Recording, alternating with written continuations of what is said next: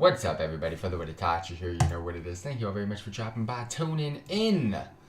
It is much appreciated. It is November 3rd. It is BlizzCon weekend. Well, Friday and Saturday. Yeah, I watched the opening ceremony. I have done my research and I've put together every possible clip, and it's a little bit iffy, but we're gonna roll with the idea that I have. Usually Blizzard Entertainment has a BlizzCon event. I mean, the last one was 4 years ago.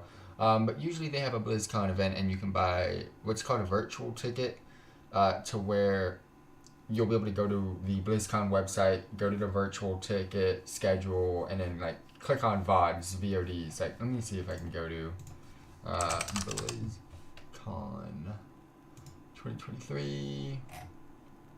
Here, usually you can go to virtual ticket, schedule, and then you'll have a calendar. However, the calendar usually looks like this one, where there's a bunch of shit going on, but there's actually not a bunch of shit going on here. It's the same shit over and over. As you can see, it says experiences, and then you go down here and there's more experience. It's not really, there's no panels or anything this year, and it's a bit weird. Not a huge fan of this year's BlizzCon, but a BlizzCon is still a BlizzCon event. It is still something that I am going to enjoy and I am going to watch. So that's what we're going to be doing starting today. Like I've said, I've already watched the opening ceremony, but I'm going to rewatch it anyways, just to make sure because I didn't really watch it. I watched it in the background because I was extremely busy. Wish I could go, but I mean, I'm kind of glad I didn't go to this one because, again, I've looked at the schedule and there's really not much going on. And then when you go to virtual schedule, as you can see here, you basically can watch the Overwatch World Cup, which is the bottom section, or opening ceremony, and then you get some bunch of pre-recorded content, which are the blue things. Otherwise, you get World of Warcraft What's Next, Overwatch Deep Dive, aka What's Next, World of Warcraft Classic What's Next, Hearthstone What's Next, Warcraft Rumblings, aka kind of like an intro to Warcraft Rumble. But it's just like a news. It's like a, what do you call it? It's like a Blizzard podcast announcing information for their games. That's basically what this BlizzCon is. Now, that's technically the main purpose of BlizzCon, is to announce what's coming up next in their video games. And I'm not going to put it down. I absolutely, truly enjoyed what I was able to see so far at BlizzCon. But I don't like the fact that they've announced that you can, after the events are done, watch the VODs, aka if you miss the stream, you can watch the videos. There's nothing to watch. I've checked everywhere. There's absolutely no VODs whatsoever to be able to do anything. Like, if you click on this is supposed to be the video. It's unavailable. It's currently privated. So the stream's privated on YouTube. It's also that the stream page is now removed from the BlizzCon website, and then you can just check out top videos, like little clips of what's occurred so far in the first day and the announcements. But I'm not going to rumble too much more. I kind of just want to go ahead and experience and watch what happened today at BlizzCon with you guys. As you can see here, there's going to be a community night, which usually takes stage. There will be an opening ceremony, which is the first thing we're going to probably be watching. You get to meet the new heroes, play upcoming content, Duel of Dev in Hearthstone, Rumble Mania for Warcraft Rumble, watch the Overwatch World Cup, which is technically like the only esport, I believe, going on. Spend some time together with some people that are at the event. March of the Murlocs, which is joining a tradition, which if you haven't seen that, then you'll know when you know.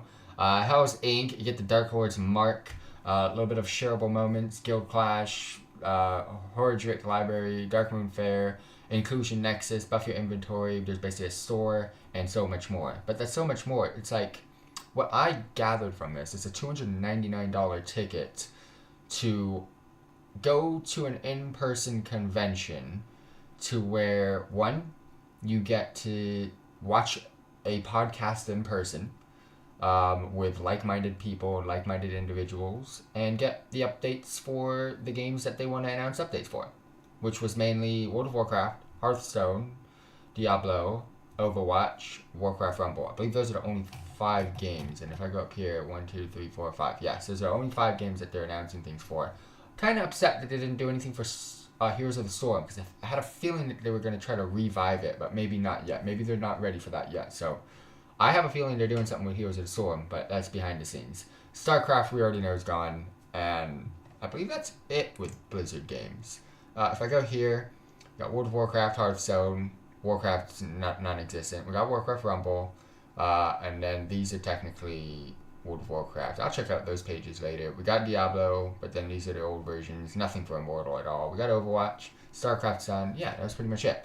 So, looking at it, and then being able to like look at the schedules and stuff, it's like you get that in-person podcast. You get to go ahead and watch the esports of the Overwatch World Cup. Other than that, there's nothing. There's not a single panel in the 2 days of BlizzCon. Like, some of my favorite things ever in the past BlizzCons were like Overwatch team has a voice actor panel, a voice actress panel. Being able to see those voice actors do and spill their craft on the freaking stage, that was actually kind of cool. You get to see the art panels. You get to see the Q&As. There's so much stuff that you were able to do. And then there was also, for those people that are actually at the event, there was so much more to be able to take on. There was like, it just feels like it's been shrunk to just an announcement event with nothing else. Which makes sense on why the virtual ticket is free, because there's nothing to watch. I mean, what we're able to watch was always free in the past. And then you got the BlizzCon collection, which I might purchase at this point, but I'm still on hold. Kind of want to see some more Blizzard and see what's going on. I believe I could still purchase it. But some cool in-game events, but that's how they're making their money this time around.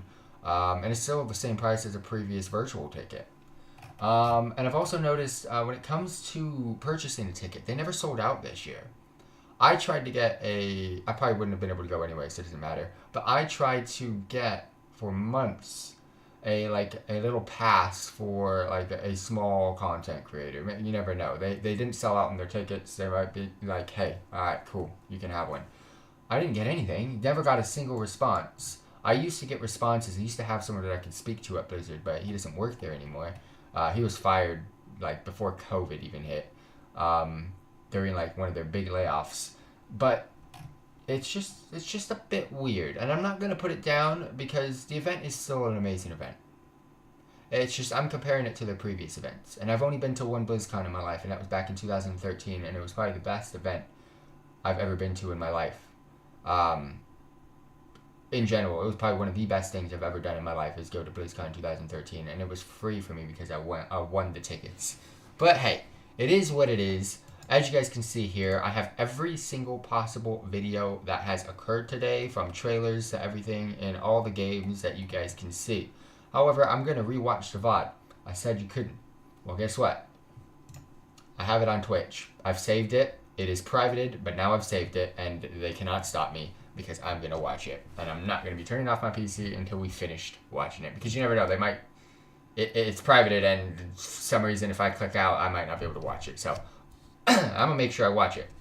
But, yeah, as you guys can see here, we have BlizzCon 2023 opening ceremony.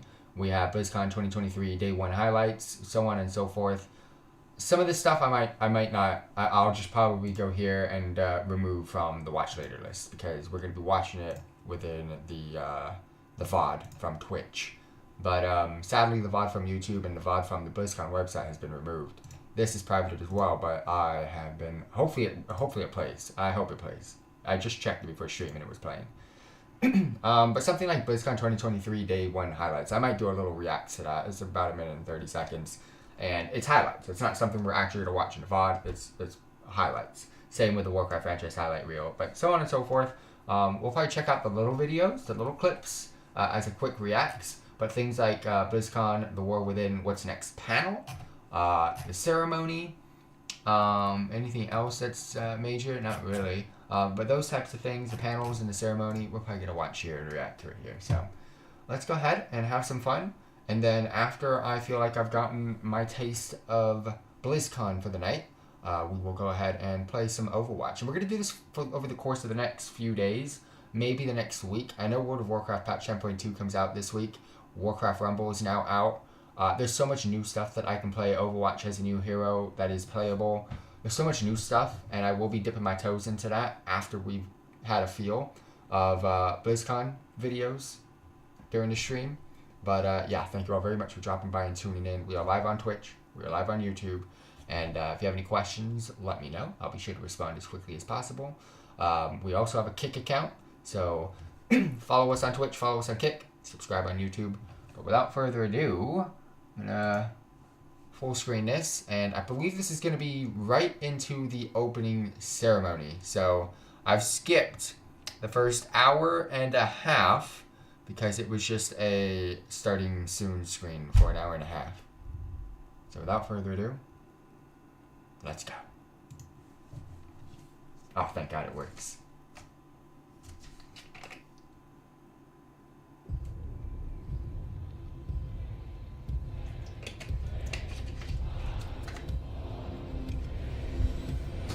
I have seen this, by the way.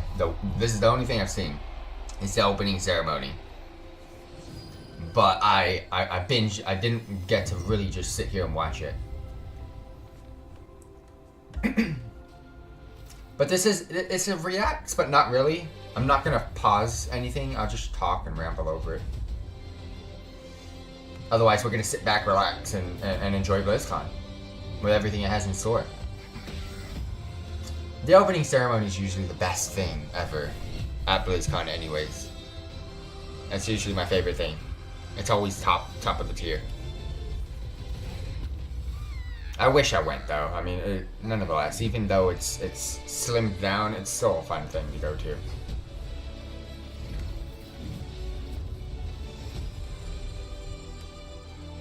I will be watching games that I don't play as well, such as Diablo.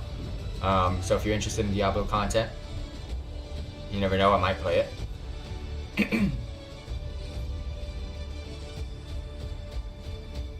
I had chills watching this part.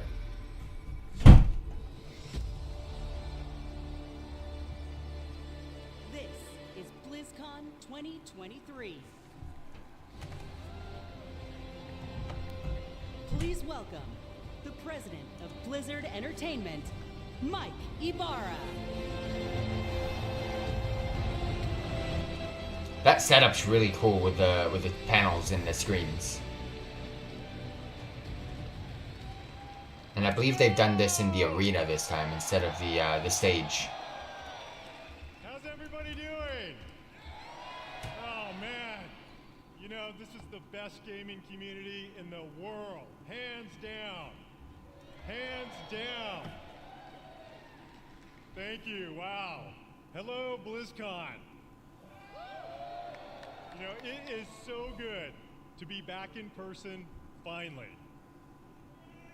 All of us. I love you too. All of us at Blizzard have missed this so much. 4 years. It's been 4 years. You know what I say to that? That's too damn long. It doesn't feel like 4 years. It's so weird. Where's our heroes of Overwatch at? Adventurers of Sanctuary? Defenders of Azeroth! It's so weird seeing the people that actually attend this stuff. When you picture gamers, this is what you envision. Sharing what we're working on all the time. But to share it in person with all of you and to hear your stories, it cannot be matched. Meeting you all face to face inspires us, and we put this energy and enthusiasm back into everything we do. Thank you all for being here.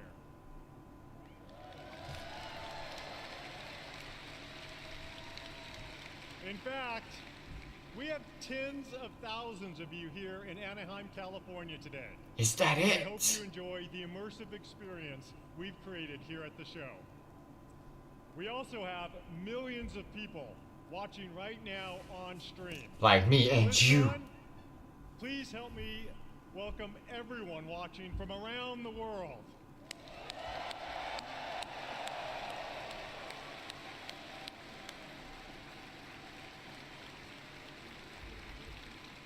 Whether you're a hardcore or a casual gamer, or if it's been a while since you picked up one of our games, we're here to show you the Blizzard we are today, and the Blizzard we are becoming. But BlizzCon isn't just about the latest updates from Blizzard. It's all about you. Players are at the forefront of everything we do, and we're devoted to supporting these incredible communities, communities you can be proud of to be part of. All of us, gamers, developers, and fans, we all are united in our shared love for gaming. The person sitting next to you or watching online and chat with you could be your next guildmate, teammate, or lifelong friend. I hope not. We all have this in common. I've always felt Blizzard brings players together a little differently. Our players have made connections that span continents, languages, and generations.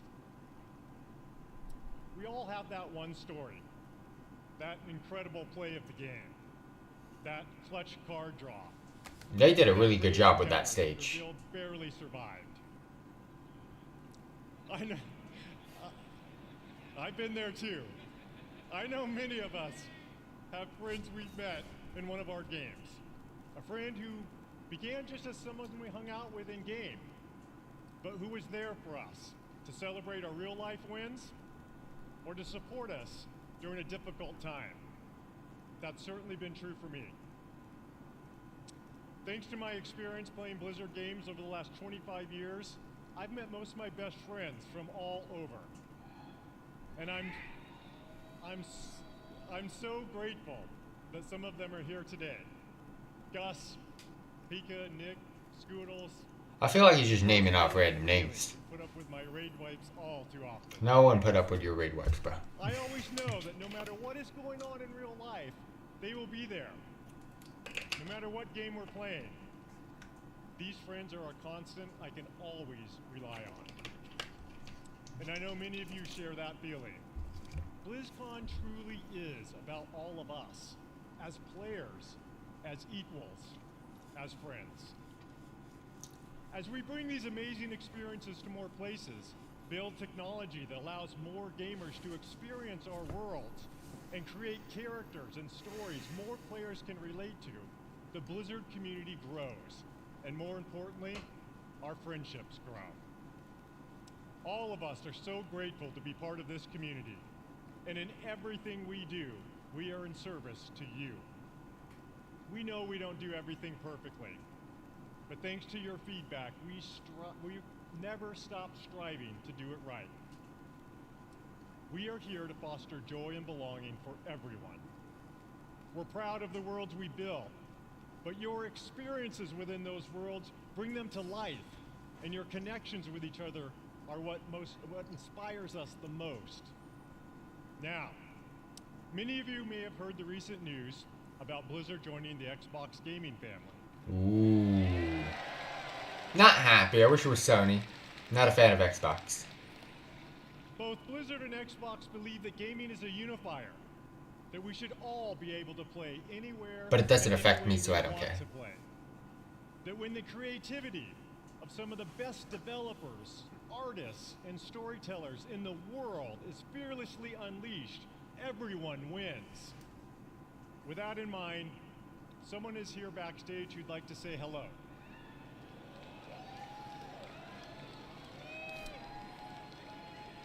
People thought it was somewhere different, but nope. Play a bunch of games together. Please join me in welcoming my friend, our friend, the CEO of Microsoft Gaming, Phil Spencer. The partnership with Microsoft's really, really cool. That's an absolute win for Blizzard Entertainment fans and the actual Blizzard Entertainment. But I prefer Sony PlayStation over the Xbox. I'll never touch an Thank you, Xbox. Mike. And hello, everybody, BlizzCon. This is my first BlizzCon ever. And it's great to feel the energy in the room. You are the reason we make games. Your love for these games truly is inspiring. I recently have spent so much time playing Diablo 4 with my friends. Season 2 is awesome.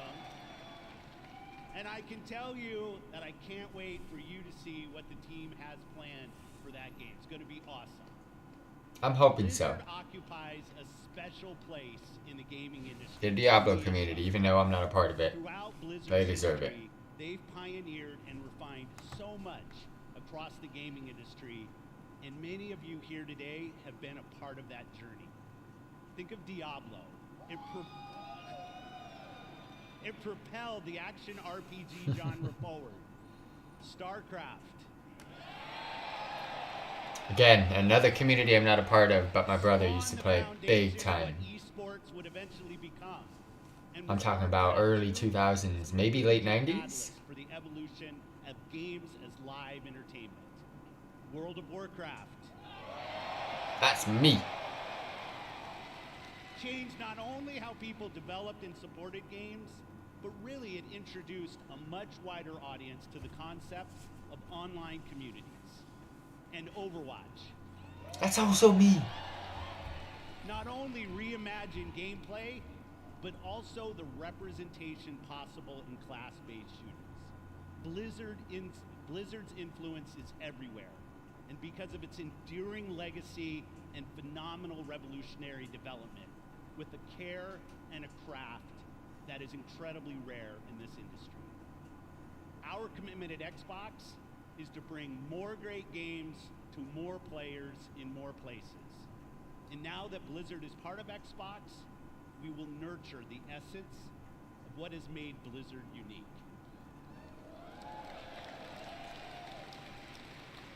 We're going to empower our new colleagues in a culture of trust, inclusion, and collaboration to continue what they do best, redefining existing genres, creating new, never-before-seen experiences, and uniting players globally in new ways, in Azeroth, in Sanctuary, in near future Earth, and beyond. It has been a privilege to welcome the teams at Blizzard to Xbox, and I'm honored to be able to be here to help welcome all of you to BlizzCon 2023. Having seen what's in store for players, I can say the future of Blizzard is brighter than ever. And you all have so much to look forward to in this show. Alright. Gotta hold him to the words, but I hope it's true. Let you see the show. Thanks everyone for the warm reception, and have a great time at BlizzCon. Thank you. So glad to see it back though. I still can't believe it's been 4 years. It's so weird. You know, part of what makes this such an exciting time for Blizzard is that we've never been more empowered, free, and dedicated to holding true to what makes Blizzard unique than we are today. We are accountable for creating this next chapter of Blizzard with all of you. We take this responsibility very seriously as we learn, grow, and get better every day. This is the start of a new era. So much more is possible, and you'll see some of that over the next couple days. Coming up, you'll hear from some new friends and some old friends who are returning to the BlizzCon stage to show Chris more of Metzen! the world we all love. Before I go, I want to take a moment to thank our Blizzard team. You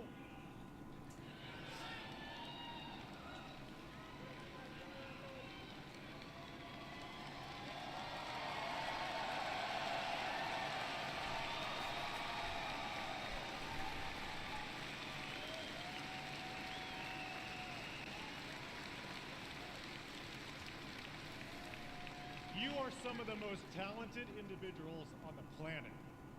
And collectively, we are capable of building the most legendary universes in gaming. And I hope they continue Our it. future, our creative freedom, our our path forward is truly our own. And I know we all stand together with a singular goal: to exceed player expectations and foster and support each other. Thank you for everything you do. That's something that separates Blizzard from a lot of gaming companies. Many of the Blizzard team are here today in Anaheim, working hard to ensure you enjoy your time here. We all love talking to players. It's the fact that it's not just World of Warcraft, it's not just Overwatch, it's not just Hearthstone, it's not just Diablo, it's not just... It's Heroes of the Storm, now Warcraft Rumble. It's not just one game. Every single one of their games has a huge and growing fan base. That's what separates Blizzard from a lot of companies. Because their work shows amongst all of what they've been able to craft. Everything we do is for all of you, and it's an honor to be a part of these worlds with you. Now, welcome to BlizzCon.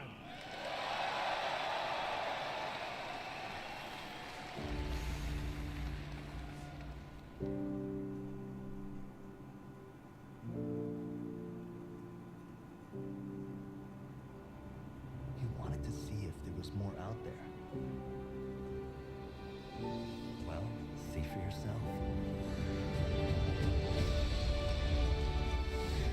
Have they used this one before? Oh nope, they haven't. They've used the same background music before. Many times. I'm gonna kick every one of you in the face. There's a lot of brand new clips in this. I'll see you at the finish line. But comparing Blizzard to other companies, man, Did you really think this would be their craft goes through and through on everything that they do.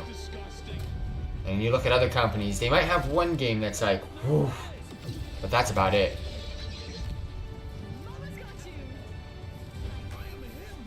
Difficult to do what Blizzard does.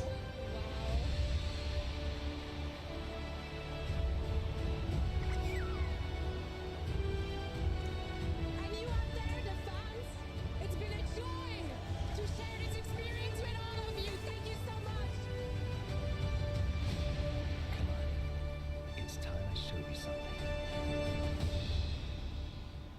Ooh, Overwatch. We're starting with Overwatch. Please welcome Overwatch Game Director, Aaron Keller. The boy, Aaron Keller.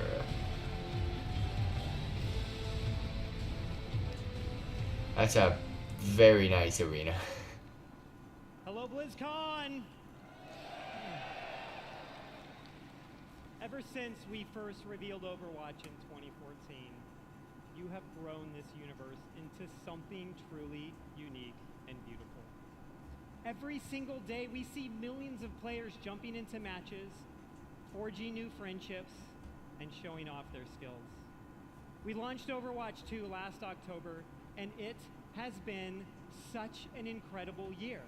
Since then, you've been crushed by Diva's mech over 26 million times, had more than 79 million lives saved by Baptiste, and played 65 years worth of prop hunt.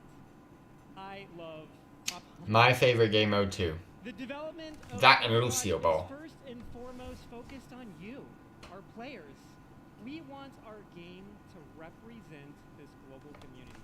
From the release of our Samoa map, to our celebration of pride, to our first tie-in Peruvian heroes, Lifeweaver and Alari.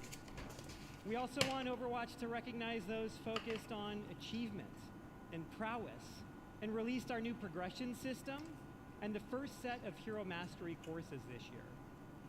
And for those that just want something a little different,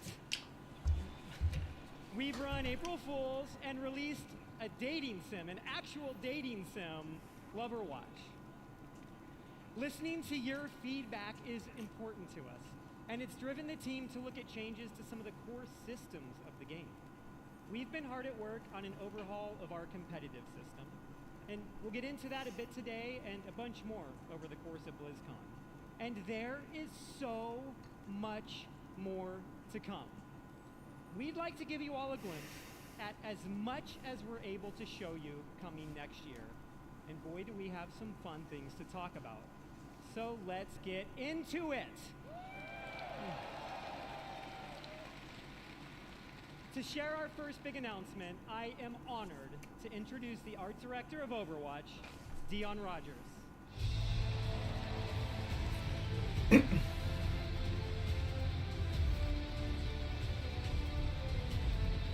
Can't believe Overwatch has been out for as long as it has. Wow. Feels like yesterday, bro. Sorry, I'm a bit excited. The energy is awesome in here. You know, Aaron and I have been working on this universe since before Overwatch had a name. Working together with an incredible team back at Blizzard. Many are with us today at BlizzCon.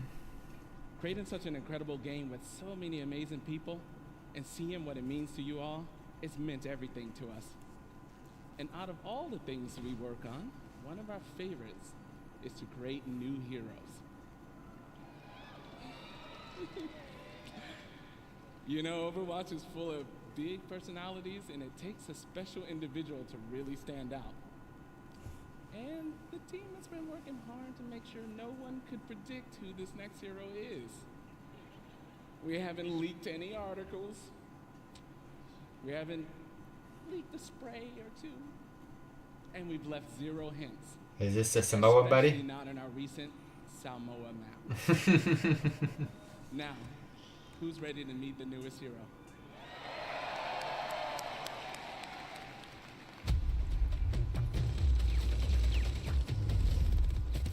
This guy looks extremely cool to play. Now that I'm here, let's have some fun. Reminds me of some like type of Crash Bandicoot type of vibes. And this right here is Gunny, and she can light up the whole dance floor. And this one's Cha-Cha. He's a sensitive little fella. It looks really fun to play. And when I fire them both, it's double trouble. Actual gameplay footage.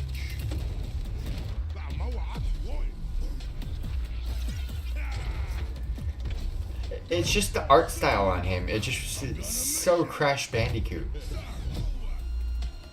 It's like if Papu Papu went to the gym. Don't tell me that's it. Both hearts pumping. I got your back. For now. I love his ult. This looks so cool. I come. Says stay quick, Kiki. We got him where we want him.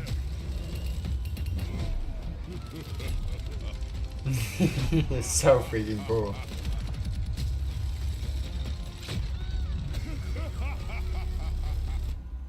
Unbelievable. This is the best part. So was I worth the wait? They look like they have fun with that.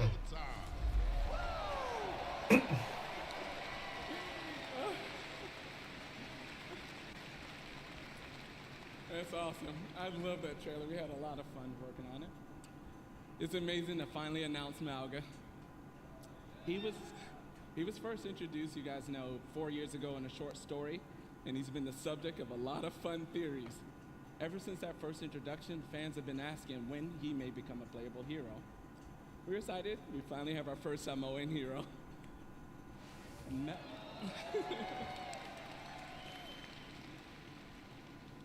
Malga, his name, it means mountain in Samoan. He portrays himself as this big, loud brute. However, this is just a facade. He's a cunning tactician, always one step ahead of his enemies. One of the core goals whenever we make an Overwatch character is that people see themselves in our heroes. We're always striving for greater authenticity and representation with each hero. And with Malga, we got a lot of help, actually. Even his tattoo was created by an amazing Samoan tattoo artist named C.E. Lufau. Malga's super fun. Thank you. It was awesome. Malga's super fun to play. He's easy to learn, hard to master, with what I like to call a brutal but cunning playstyle. We hope you love him as much as we do. Okay. Thank you. Okay. Join us later today for a Malga Deep Dive panel taking place here at the BlizzCon Arena and online for people at home. It is at the arena, alright. Team that helped You could tell by the surroundings and the way the also how seats to are best arranged. utilize his amazing abilities when he joins Overwatch in Season 8. Finally, we know Malga's going to be pretty awesome when he joins competitive play. But before then, some of the best players in the world are competing in this weekend's Overwatch World Cup. Let's check it out. Legacy. Legacy is forever. All year long. The only fans esport, I attack believe, at bugs, BlizzCon this year. Chasing glory, hoping to etch their homeland in the history books. That is insane! He's still fracking like a madman! Headed to 5-man rampage. Oh, what? What? Oh, here we go! They've tasted victory, they've overcome defeat, and all along, the hopes of their fans have lifted them up. Absolutely beautiful. And now, at long last, the Overwatch World Cup finals are here. And for the first time in 4 years, we're all together once more, back to where it all began.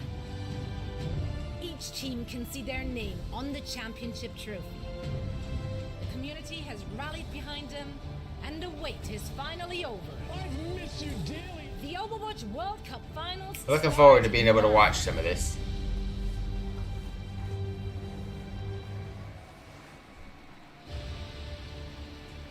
Please welcome Overwatch Esports host, Zoe Gschwind.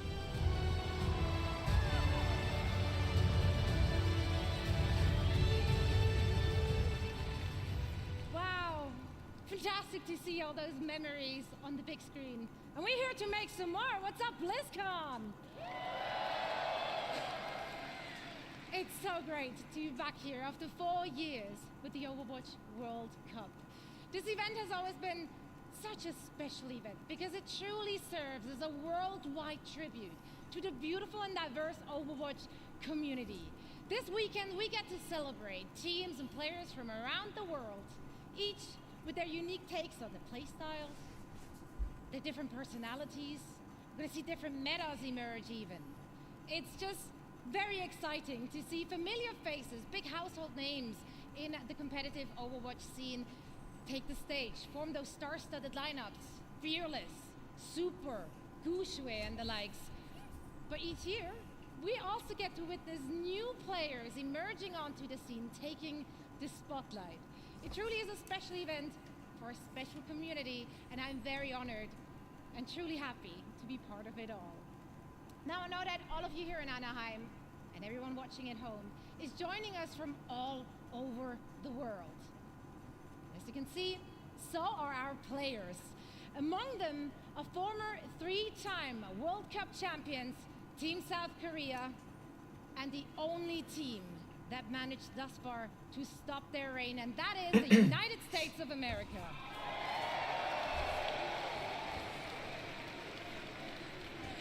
That's right. I tell you, it's not going to be easy. It's not going to be easy. If you watch the group stages and if you watch the first game today, tough competition ahead for Team USA. And if you want to find out if one of our former champions will remain victorious or if one of the other 6 teams will seize their inaugural season title, make sure to join us. Not only will you be treated to fantastic gameplay, of course, no, you will also earn special drops all weekend long on the Play Overwatch Twitch channel. Now we have a lot of amazing Overwatch 2 action on the horizon and so much to play for. I'm playing some Overwatch after we do some reacts, by the way. $1,000 on the line and counting, raised directly by all of you, our passionate and amazing fans. Yeah, give it up for yourself. Now, of course, the winning team will walk away with a big bag, but this year, each and every single player out of the 43 teams participating will be earning a share. And this is unprecedented in Overwatch esports history, and it would not be possible without all of you. So once again, thank you so much. The way they worded that's a bit weird. So tomorrow night, we will She's a really good host, by the way. Overwatch World Cup champions, and you can catch all the matches and all the action live in Hall B, as well as of course. Every single time I see her hosting an Overwatch esports event, she's good at it. Now, please welcome back Aaron with a few more things to share on the game side. Thank you, Zoe. Malga is awesome. And the World Cup matches all weekend will be so much fun. But Overwatch has another thing happening here at BlizzCon. Earlier this week, we launched a new limited time game mode. And special I've already skins as played part of it. An exciting collaboration with Le Seraphim. Really good song, actually. I liked it. Everyone can jump in game right now to take part, as well as check out their brand new music video for Perfect Night. And in honor of this collaboration, Le Seraphim will take the stage and perform in the arena tomorrow after the community night ends around 6 p.m. Pacific. Working on partnerships like this, or what we did with One Punch Man earlier this year, are Like I said, fun. Yes. They provide us, both the dev team and you, the players, Overwatch with pop culture is some of our favorite they should continue that moving forward because it's amazing. unique styles. It's what Fortnite was really Next good at. year, we have even more of these for you all to geek out about. Sadly, we can't reveal what those are all just yet, but maybe there are some other things coming in 2024 that we could give you a hint about. The Overwatch team has never had such clarity of vision when it comes to the future. From direct feedback, we hear what you love and want us to focus on. So, who wants to see a few of the things we're working on for next year? We are creating a brand new core PvP game mode, Clash. In this new competitive mode, there are 5 points positioned in a row. The center point starts as the first objective, and the teams battle back and forth. I'd like over to the see how map, this works. pushing into enemy territory or defending their own. Once a team captures all 5 points or reaches the maximum score, they win. Our initial Clash map is a tribute to a location we showed at Overwatch's first BlizzCon, and it's one of my personal favorites. They say cherry blossoms are a sign of rebirth and rejuvenation. And in 2024, completely forgot about the this rebirth map. of one of the original Overwatch maps is in order. With yes, It looks within like one of the Clash most mode, we played are returning maps, to the bro. home of the Shimada clan with the new Hanamura map, Hanaoka. Additionally, we are working on overhauls to some of our most important in-game systems. Overwatch is a highly competitive game, and in early 2024, we'll release a reworked version of our competitive system with all new competitive rewards. But what does that And mean? with seasons, one of the team's goals has been to create themes that speak to so many of the cool and awesome things that we all love. Next year, you'll experience Eldritch Horror, Egyptian mythology, witches, and even a mirror universe where heroes become villains and villains become heroes. And of course, Overwatch is nothing without its heroes. Malga is the 39th hero in Overwatch, and in 2024, we'll be releasing 3 more, and we want to give you a glimpse of 2 of them. Ooh. Oh. A new damage Oh, the hero one- adventure is coming in Season 10. The one on and the is, right of looks course, really cool. Currently codenamed Space Ranger in Season 12. And this is just scratching the surface of everything we have in the works. Join us tomorrow here and online, where we go in depth on all of this in our What's Next panel. It will have more information on Clash, the reworked competitive system, a closer look at Space Ranger, even early gameplay footage of Venture, and so much more.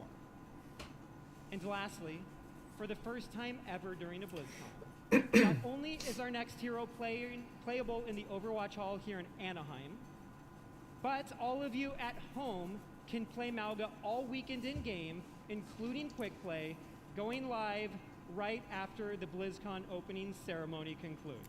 We're playing that later. We know you'll love him just as much as we do. Thank you all. We'll see you in game. I want to play that right now, to be honest. By the blood of the willing, we call thee. Oh, Diablo.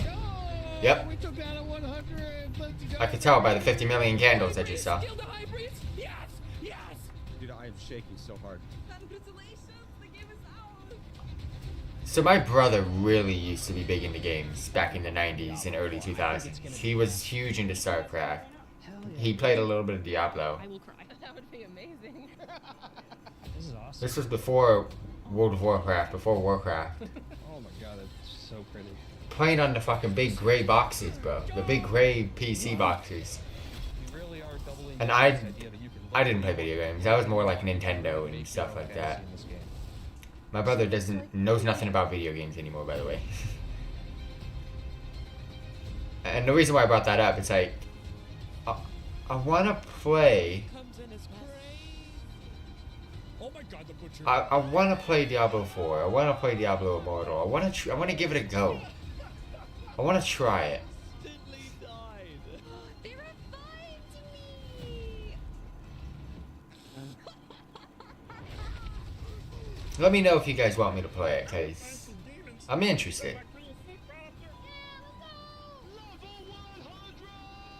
There are literally like goosebumps. Go down a bit more, go down a bit more, go down a bit more. You got her! Yes! Let's go! Cause it looks like such a cool community, and my nickname is El Diablo, so it's fitting. Break the chains and be beautiful in sin. Hell, Lilith. That was Moira. You can pet the dogs, by the way. Oh shit! I gotta play Diablo 4 now. You pet dogs? Please welcome the General Manager of Diablo, Rod Hey. Ferguson. Let's see what they got. I don't play Diablo, but let's see.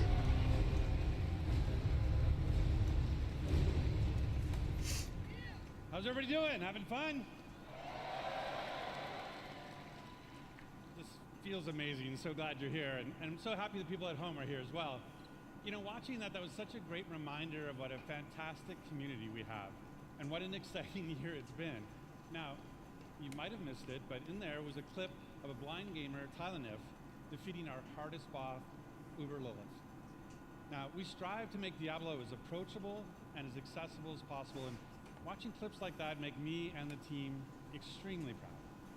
And of course, I love the tattoos.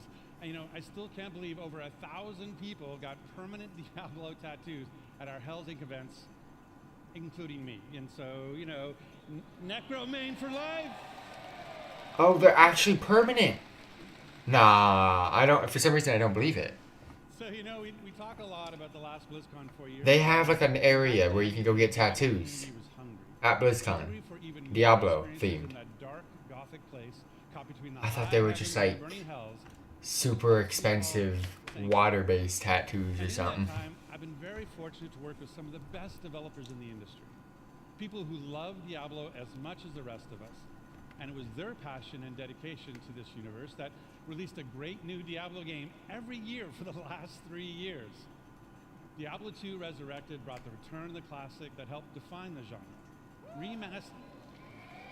I love Diablo 2. So it was remastered for a new generation now for PC and console.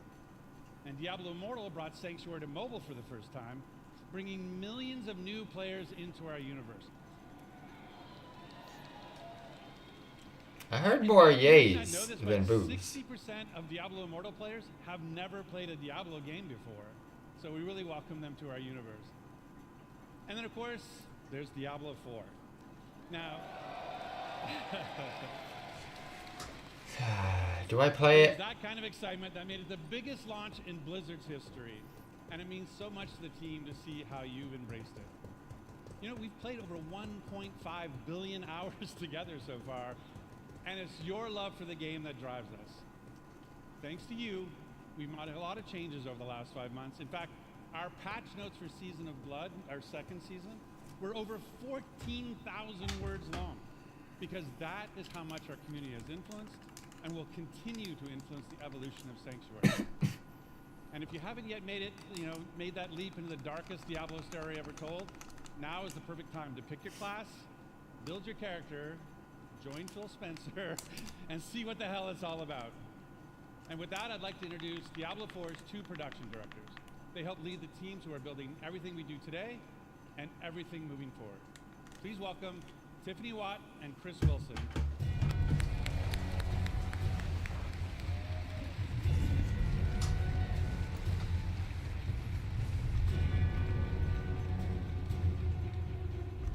Thanks, Rod.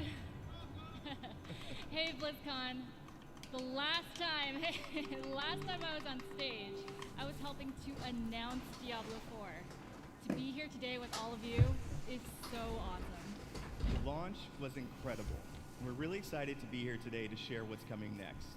But first, let's highlight some of the player feedback that's in Season of Blood today. So many of you have told us that you wanted more in-game activities. So we've given you a couple this season. One now, and another coming early next month. So live now is our new boss ladder. This is a series of additional boss fights from level 55 to 100. That will also see the return of our kind of gross, but farmable and rewarding friend Zuriel, who you can go after for Uber Uniques that everybody's been sieging for. And with those new bosses dropping both Uniques and Uber Uniques at a much higher rate, and even dropping some special cosmetics, you're going to want to make your way to level 100 so you can fight them all.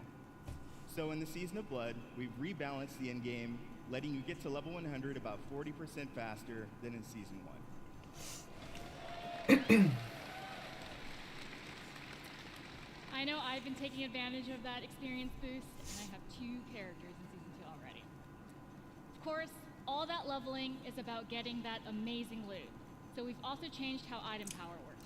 We've raised the power cap, and it's now more closely tied to the level of monster you defeat to get it. The more challenging the fight, the better the loot. There's still lots of work to be done with reworking itemization. In fact, it's one of our highest priorities. But this, along with upgrades to some of our unique items, is a great first step. So please keep that feedback coming. Now let's talk about quality of life. Here's a few improvements that came directly from you. All of your renown rewards now carry over season to season and from the Eternal Realm. Why would they reset it? Additional character slots. We added 2 this season, so you can create even more characters and try different builds. 1 second. Dummy has been added to Kyovashad as you can test, so you can test those builds before you run into the butcher. Searching and filtering your stash is now possible, and your stash is now available in every town in Sanctuary. World bosses appear almost twice as often, so you can die almost twice as often. And we've also freed up some inventory space by making gems a crafting material to make even more room for those Uber Uniques. Those are just a few of the new additions already in the game, but we're not done with Season of Blood yet. In fact, starting next week, we'll introduce 5 unique class-specific rings that will let you relive some of the fun from Season of the Malignant. That's right, Necromancers. Once again, corpses will automatically do your bidding just by being in your presence. Then on December 5th, we'll also be adding an enchanting preview to the Occultist. So this will allow you to see which affixes are possible before you spend your hard-earned gold. That's the one thing that's really confusing to me about Diablo. It's the gearing system and everything like that. To give you even more control over making just the right build for the challenge at hand. So I'd probably get used to it. December 5th, as promised, we'll have another exciting new in-game activity, a 6-week event called Abattoir of Zir. It's a highly replayable pinnacle experience designed for players who have reached level 100, slain Uber Duriel, and mastered all of the other challenges that Season of Blood has to offer. Those who survive will attain a Paragon glyph constructed of the Vampire Lord's very own blood. But beware, Abattoir of Zir starts difficult and only gets harder. And of course, as we near the end of Season of Blood, it'll be holiday time. Not only here, but in Sanctuary as well.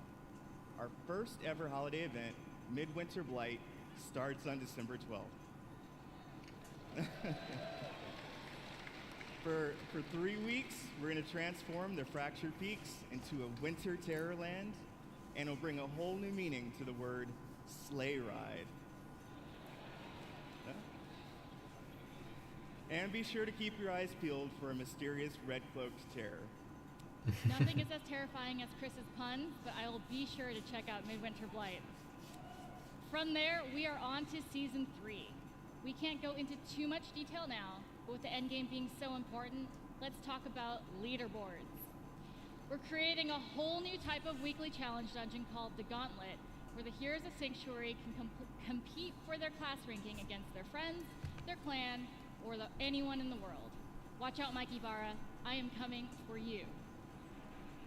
At the end of each week, the heroes at the highest rank will be added to the Seasonal Hall of Ancients, where their name and build will live on. So, that's a quick look at where we are today. And while the live game is our #1 priority right now, we have a separate Diablo 4 team that's been working hard on our next chapter. So how about a little teaser? It's super early, but as we look to expand on the story we started in Diablo 4, we're going to take you somewhere even darker, where hatred's influence continues to consume Sanctuary.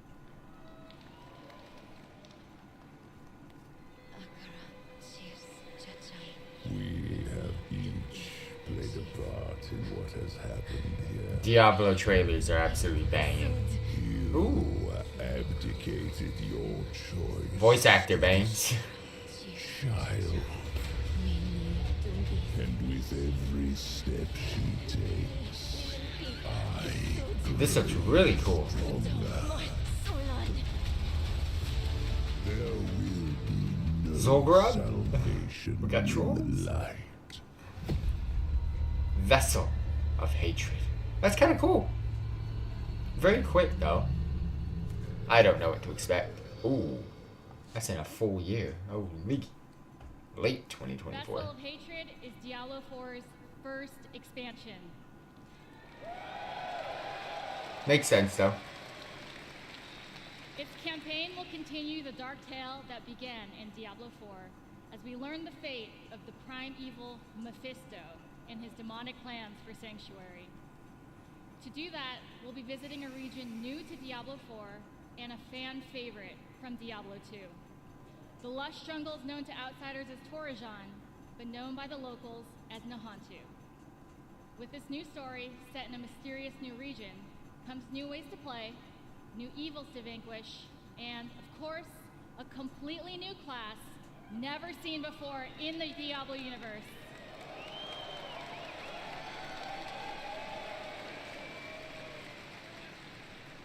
Vessel of Hatred releases late next year, and we cannot wait to share more about it this summer. Now, before we leave, we want you to know that it's your passion that drives us. Your feedback will continue to help us evolve and improve the Diablo 4 experience for years to come. We couldn't be more excited about our future, and we hope that you are too. Our team has put in a lot of hard work, and we love seeing your love for this game. So please join us tomorrow. We have a special Diablo 4 campfire panel where we'll be sharing more details about the expansion, deeper dive on some of the upcoming game changes, and we'll also have a special Q&A session to close it out. So enjoy the rest of the show. Thank you, and we'll see you in Sanctuary.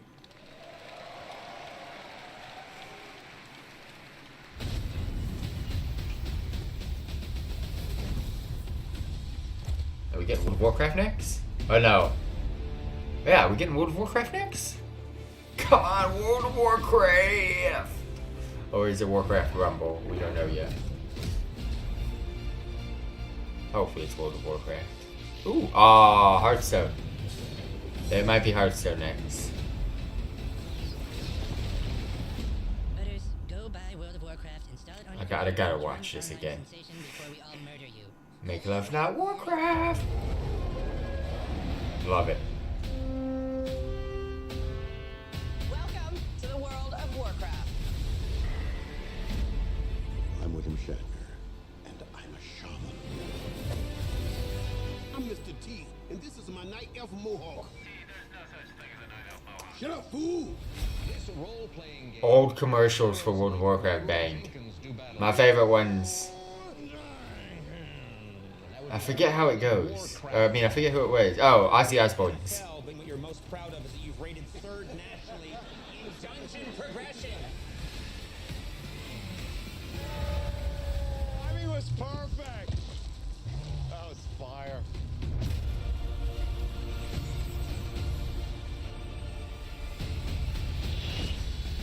For the Alliance! For the Horde! Sylvanas. Whew. For Azeroth! What's next? Is it Warcraft? What is next? Please welcome the General Manager of Warcraft. Oh, let's John Haidt. go.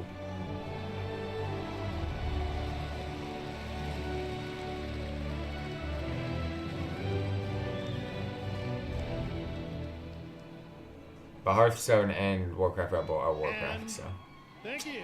yeah. Doesn't mean it's World of Warcraft yet. And we are ready to work. Anybody here for Warcraft today? Me. Yeah! Big shout out to the Warcraft teams. They are so happy to be here today. We have so much cool stuff to show you. So give it up for my Warcraft teams.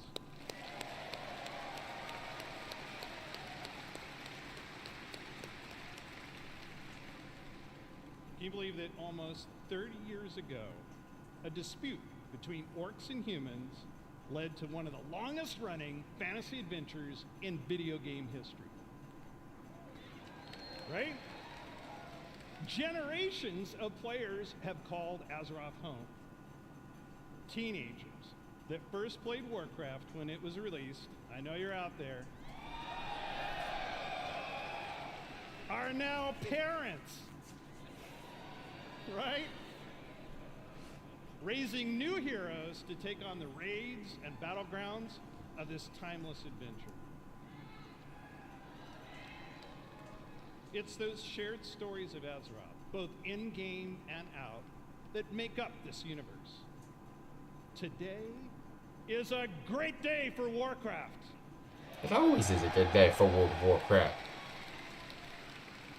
This is the beginning of a bold new chapter that will take us through the next 3 decades and beyond.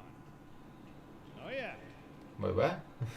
With a variety of games to entertain you, we welcome everyone to find your community.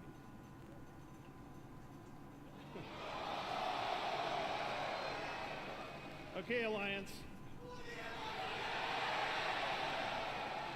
Just practice. We're going to give you a chance to do it a little louder later. I was gonna say, that's Chris Mattson's show. Throughout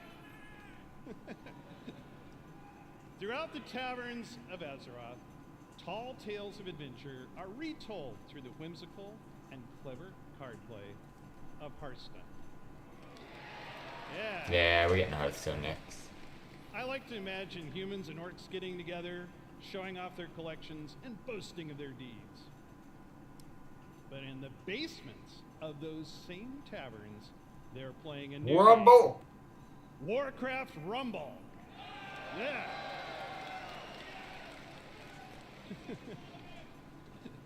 Me too. Which puts the battlefields and dungeons of Azeroth in the palm of your hand. I'm looking forward to that game, by the way. Finally, So stay tuned. World of Warcraft.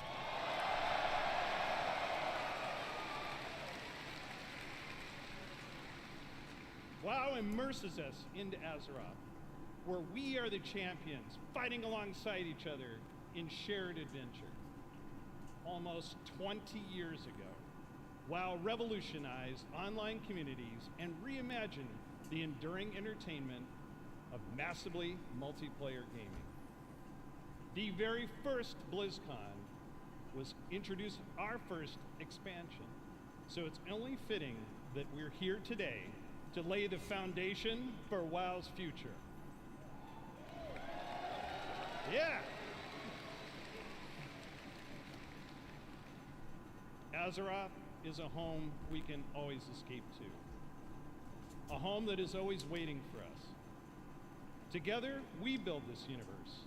Our teams craft the worlds and the adventures, but it is all of you who bring it to life. You are the heartbeat of the brand new adventures that are about to unfold. Why do they keep showing the Murloc From all of us triplets? on the Warcraft teams here at Blizzard Entertainment, thank you.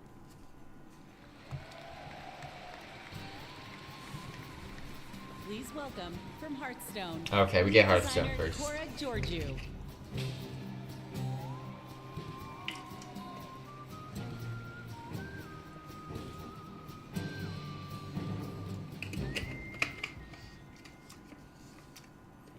Hello, BlizzCon. As long as I don't see that lady that screams, we're good.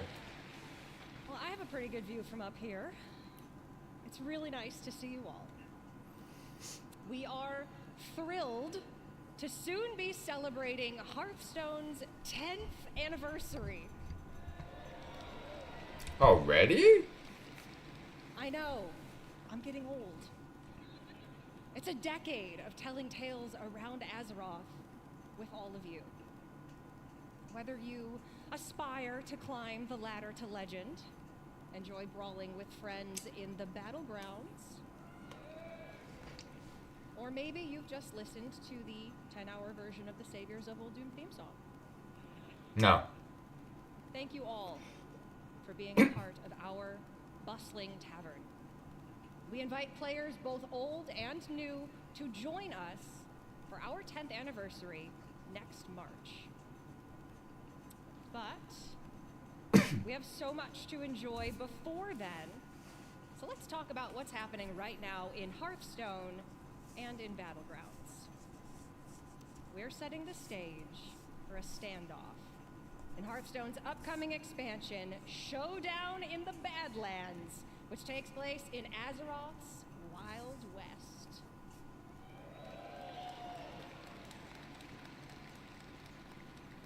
Two strangers will cross paths, an outlaw and a lone ranger.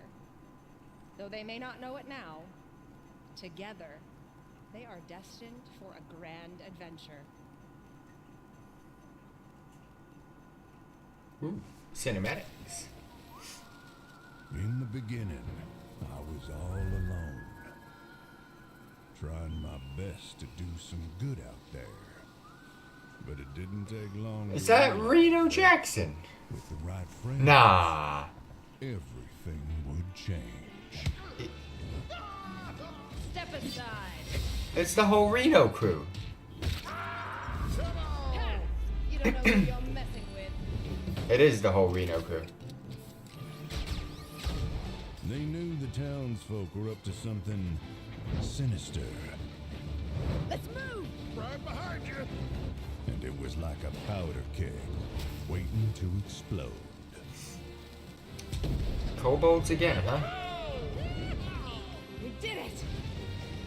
Oh, nuts. As it turned out, I had the right backup waiting for me, just when I needed it. Let's do this. You got it, partner. I didn't intentionally pursue leadership. I'm gonna punch ya! I haven't played Hearthstone in such a long time.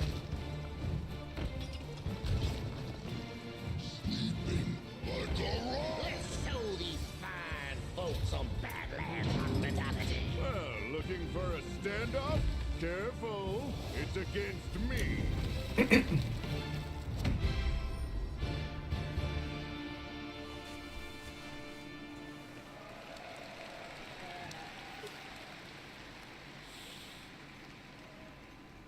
That's right. Our beloved Reno Jackson It is my and boy Elise Reno. I knew it. Starseeker are getting an origin tale. They'll work together to save the Badlands from the Blood Rock Town's nefarious mining operation. Singleton decks are returning with cards like Reno Lone Ranger, Hearthstone's first ever neutral hero card. We'll talk more about him at the What's Next panel later today, where we'll also be revealing a motherload of exciting new cards. You can get your hands on them and more when Showdown in the Badlands releases on November 14th. That's pretty damn soon. Hella soon. Now, I know you may be thinking, a new expansion. That's a lot of new cards, on top of 5 sets that are already in the standard rotation. And if you're a new player or you're coming back after a break, that can be a little overwhelming. Yep. So we have been hard at work to make it easier than ever to join us. We're excited to announce catch-up packs. But enough's never enough. These 'Cause I want it are all. game-changing for getting your collection caught up. See what we did there? Instead of the typical 5 cards you'd find in a regular Hearthstone card pack, you can get up to 50 cards from a single catch-up pack. How does that work? Wait, The what? cards you receive will all be from within the last 2 years, ready to play and constructed. All of our players are going to get catch-up packs to open once you log in, and for all of you here at BlizzCon in person, or those of you at home who purchased either BlizzCon collection, we're also gifting you a few more packs. Ooh.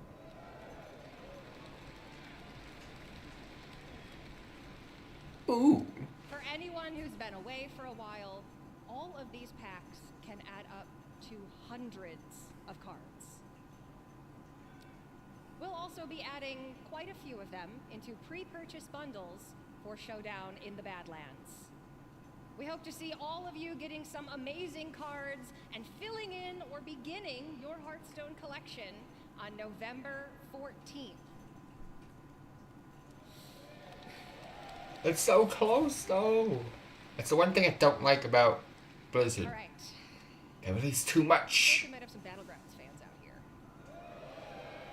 We got World of Warcraft So you this might week. remember then that the last time we Hearthstone were the week together after. at BlizzCon, we unveiled Battlegrounds. I gotta play Diablo. What started as an experiment became Warcraft a Rumble's new. part of the game.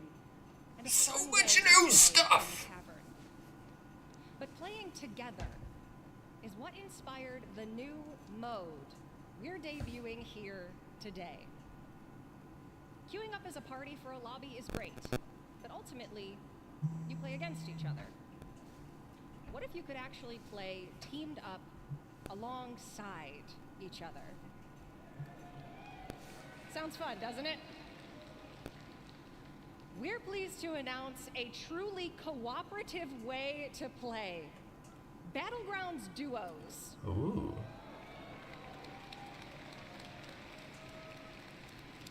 The opening ceremony's been hella With a long. shared health pool, team combat, and sending cards back and forth between teammates. Now you can fight with your friends instead of against them. We were inspired by the Battleground community's creativity, finding ways to team up and help each other achieve top 4. I won't be playing Now we're this. setting an official table for you and your partner to take the crown. I have no together. friends. For those of you here in person, grab a friend or make a new one, because you can try Battlegrounds duos here. I don't at make new BlizzCon friends. No right new now friends. No at new the friends. No, Hearthstone no, demo area. no. Have you seen me play World of Warcraft? It's an MMO, but I don't play with people. We're planning to launch this new way to play for everyone early next year, and you can learn more later today and see the new heroes and minions that make teamwork so fun in Battlegrounds.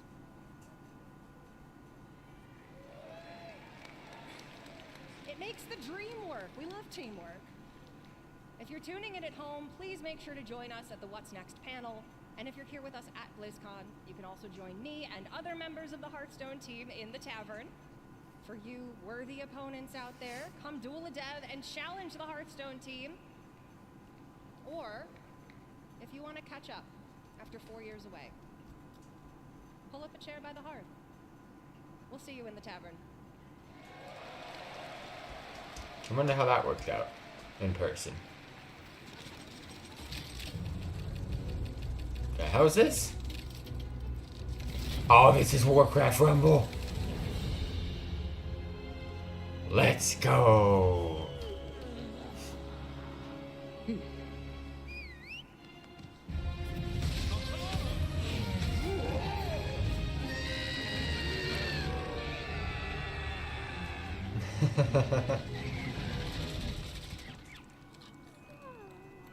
Oh, look at my buddy. Never trust the whelp.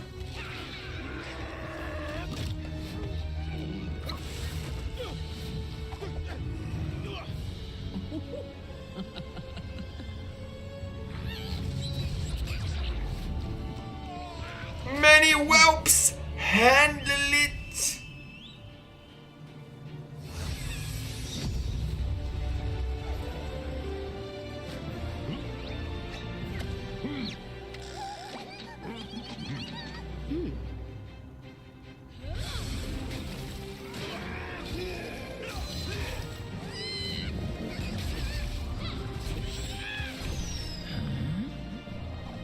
I love the animation.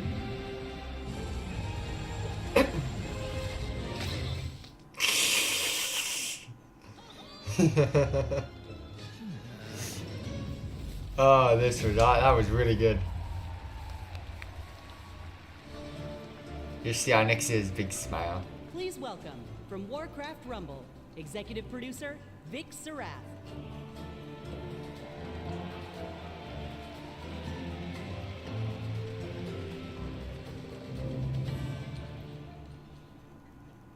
You gotta love Anixia. She didn't even use deep breath there. Hello, BlizzCon! Last year, the team and I announced we were working on a brand new Warcraft game. A way to bring Warcraft with you wherever you are and wherever you go. And as you just saw, we've had a ton of fun and poured a lot of love into making this game. I hope it does good. Warcraft Rumble is an action strategy game with a deep PvE campaign, a dynamic PvP mode, and so much more. Perfect timing, because I just finished Summoner's War. Filled with familiar faces. You'll mix and match miniature versions of characters from the Warcraft universe to make your very own army as you take on opponents all over Azeroth. So, if you've ever wanted to see Jaina command an army of Murlocs, or Grom lead a horde of angry chickens, apparently, this is your opportunity. By combining leaders, troops, and spells from 5 families, Alliance, Horde, Beasts, Undead, and my personal favorite, Blackrock. Yeah, Undead look Battle your cool. way through maps inspired by some very familiar locations. You'll fight to control resources, capture towers, and eventually defeat the boss or player at the other end. Speaking of bosses, each one has their own unique mechanics, so you'll have to adapt your strategies to the threats you'll face as you battle through the campaign and beyond. Our goal was to give you everything you love about Warcraft, reimagined with a big dose of what our team calls joyful chaos. When we set out to make this game, we wanted to offer a variety of challenges no matter how you choose to play it, whether it's for 5 minutes at a time or hours on end. And that was something we especially focused on during the beta, to make sure you have something fun to do every time you open up the game. And for those of you that played the beta and gave us your feedback, thank you so much. It's because of your support and the hard work of our team that we feel we got something really, really special on our hands. Now, let's take a look at the result. Yay.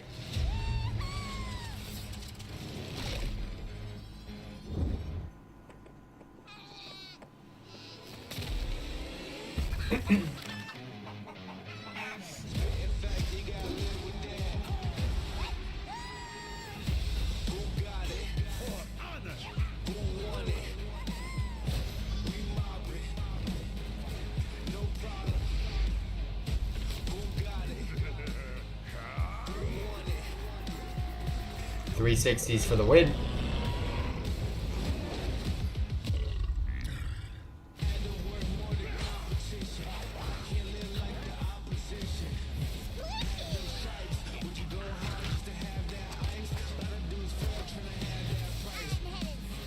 I hope it doesn't look as complicated as it looks. I mean, I hope it doesn't play as complicated as it looks.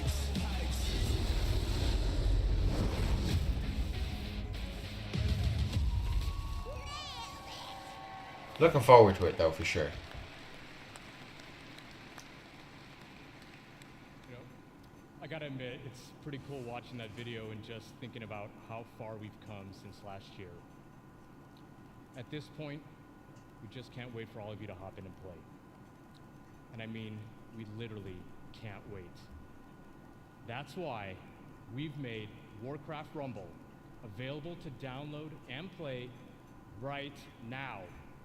It's actually been released for a couple days. You guys released it early. Just saying. Such a huge moment for us, and we're so all excited to. I've got it downloaded. And for those of you in the audience with me today, let's bring down the Wi-Fi together. You know I'm kidding, right? Please don't bring down the Wi-Fi. I'm in a lot of trouble once I get off of here. Whether you're a veteran of Azeroth or just have a deep love for strategy games, there's a lot to enjoy here. We've got a huge campaign with over 70 bosses. And for those of you looking for an especially unique challenge, we even have a heroic campaign with an extra layer of difficulty that we cooked up ourselves.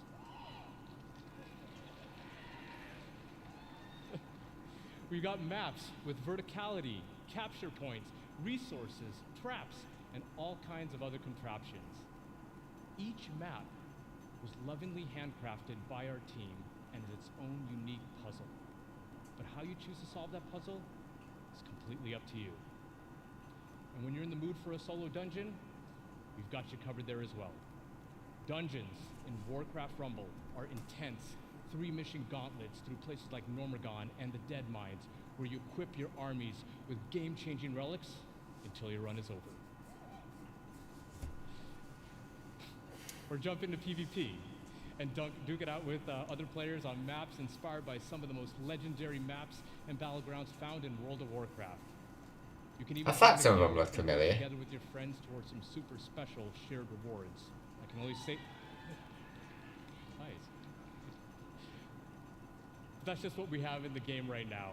We have so much more coming. For starters, we're going to be releasing a new mini with each season. And that also starts right now. Sylvanas. I've already seen it. Season 1 of Warcraft Rumble is live. And the latest addition to our growing roster of minis is none other than the Banshee Queen herself, Sylvanas. That's a good start. You can only go downhill from here, I think. We're also working on even more ways for you to play with or against your friends. And that includes the biggest challenge in all of Rumble, raids.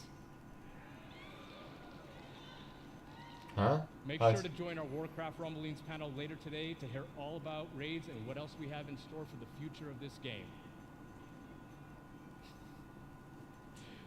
Now, BlizzCon, before I go, I just wanted to let you know, the team and I, many of whom are here in Anaheim with us right now, we love playing strategy games. And we set out to make a game that harkens back to our RTS roots, where Warcraft began almost 30 years ago. It is really made out of a genuine love for Warcraft by people with deep roots in the universe. No matter how you like to play, there's something for everyone to love in Warcraft Rumble. Thank you so much, BlizzCon. Enjoy the chaos, and we'll see you in game. Awesome. That was a good one. Short and quick. I like that. Please welcome executive producer, World of Warcraft, Holly Longdale. Yes!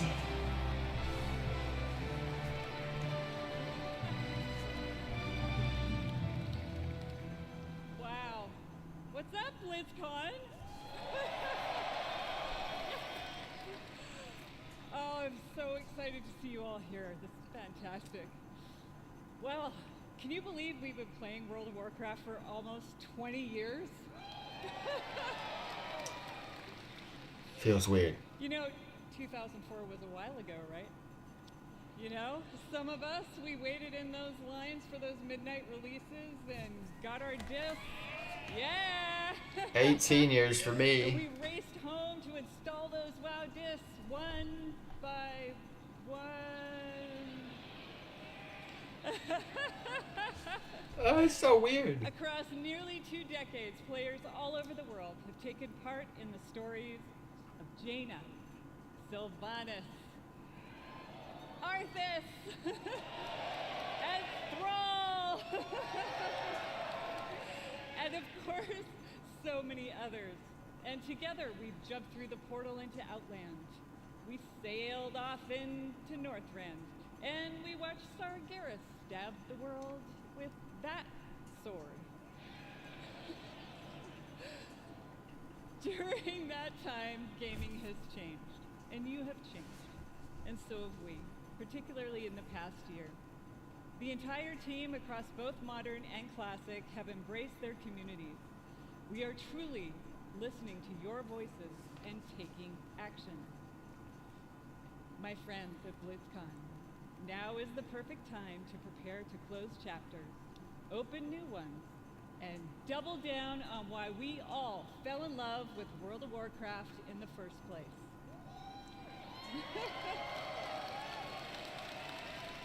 What's caught my eye is her outfit. I actually kind of like it. With that in mind, let's get to it. As many of you know, WoW Classic was born out of the community's passion. And of course, most of you know that still drives us today. Like just in August, inspired by our community, we released Classic Hardcore.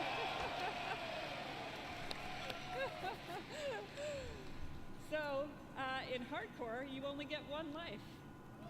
And if you die, you may laugh, you may cry, you may have to replace a keyboard, but I've you died. go again. I will be going again soon. We've loved watching you take on the challenge or die trying. And because the hardcore community has asked, the team is planning to add a new way to play hardcore early next year. Wait, hardcore or classic? And last month in Wrath Classic, we released the Fall of the Lich King patch.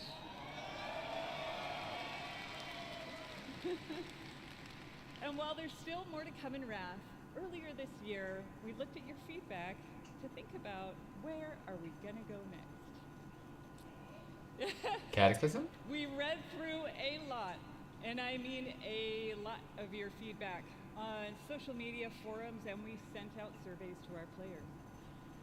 And here at BlizzCon, we're happy to announce Cataclysm is coming. You have to. I mean, you can't skip it. It's coming with hashtag changes based on your feedback, just like you'd expect from Classic. So now, let's jump into the Wayback Machine and get a reminder of all things Cataclysm. Ooh. Another cinematic. Oh, shit. Oh, okay. What Blizzard does best? Look at the freaking graphics and the quality on this. Oh, this is really good. Oh, if only the game looked like this, dude. Oh, I would die. Oh, no way, this is good.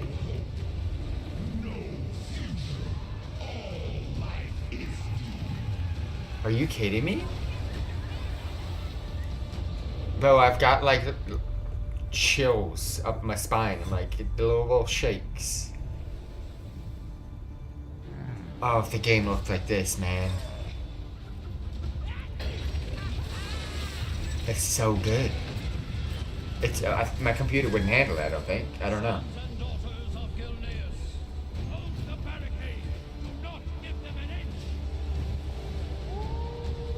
I thought he was about to turn into like lava or some shit.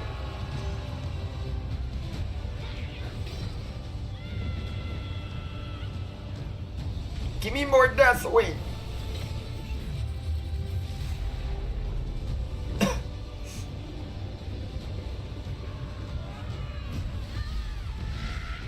Dude, that guy on the right just jumped off, man. It is time to end this. Ooh. Dragons are so cool. Oh, show balls! Has sundered this world Get fucked. so that its true lords may return. I don't miss Udom. I don't miss this raid either.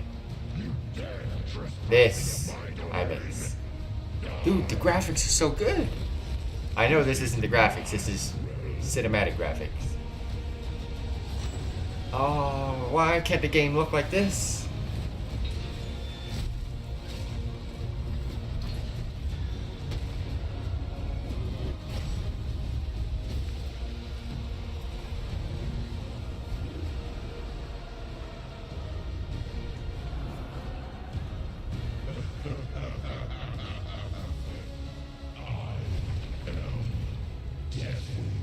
Oh, man.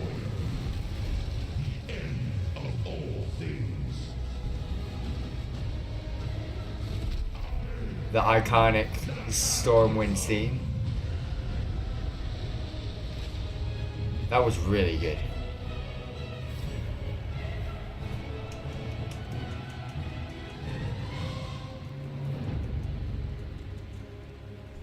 That was really good.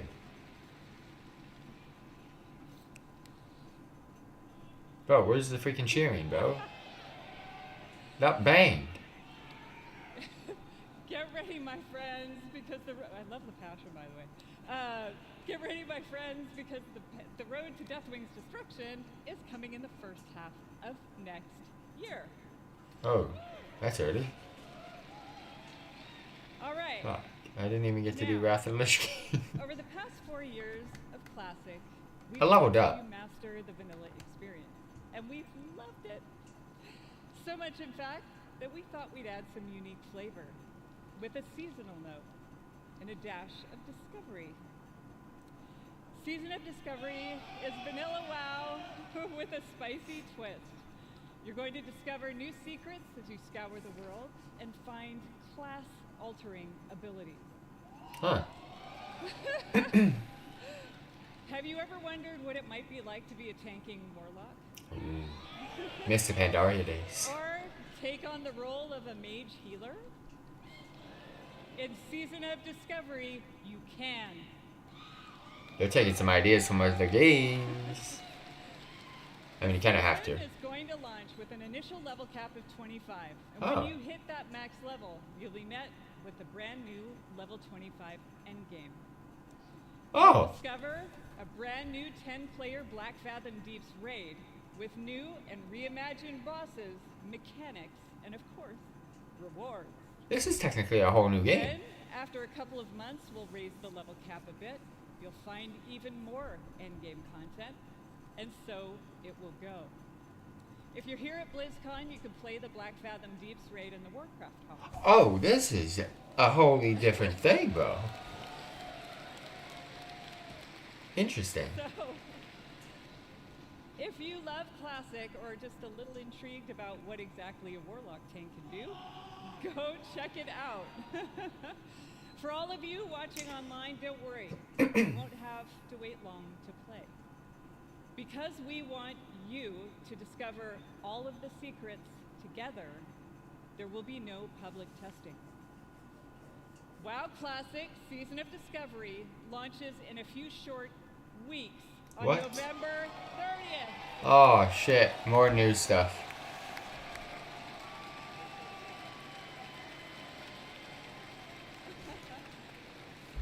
What am I gonna do? For more information on the Season of Discovery and Cataclysm, don't miss the classic panel this afternoon.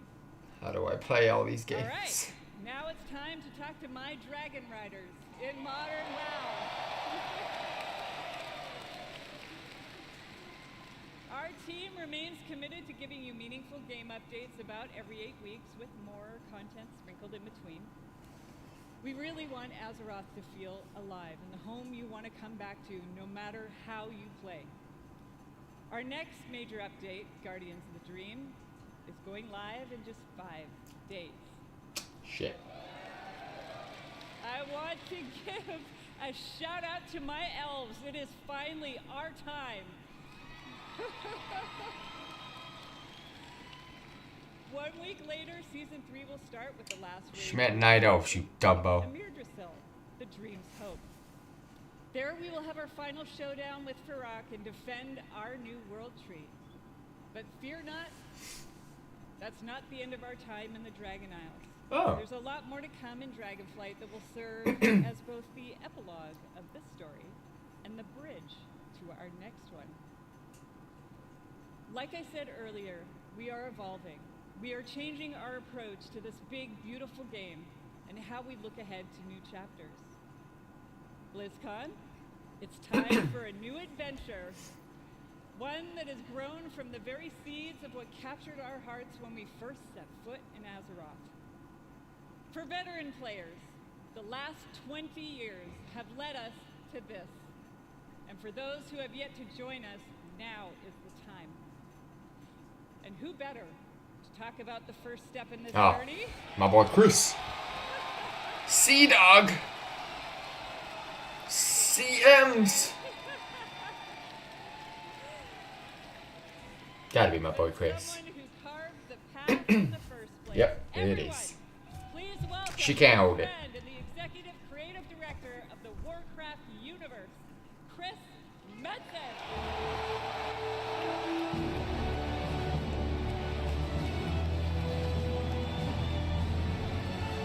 That's the guy right there. That's the guy.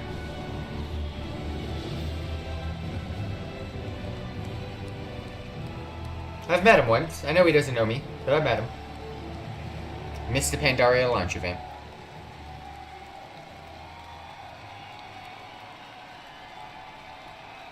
What up, BlizzCon? Holy smokes! Horde, where you at? Alliance! Hey, that guy cheered for both. What's up with him? BlizzCon as one! Holy smokes, thank you. Thank you. It is, thank you guys. It has been a long, strange trip to get back to this spot. I tell you that. It has been interesting this past year, being back under the hood of World of Warcraft.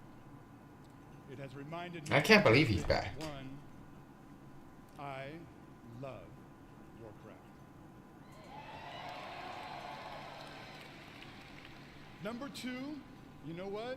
I really missed this work. And number three, on the real, it feels amazing to be back and part of this Blizzard family again.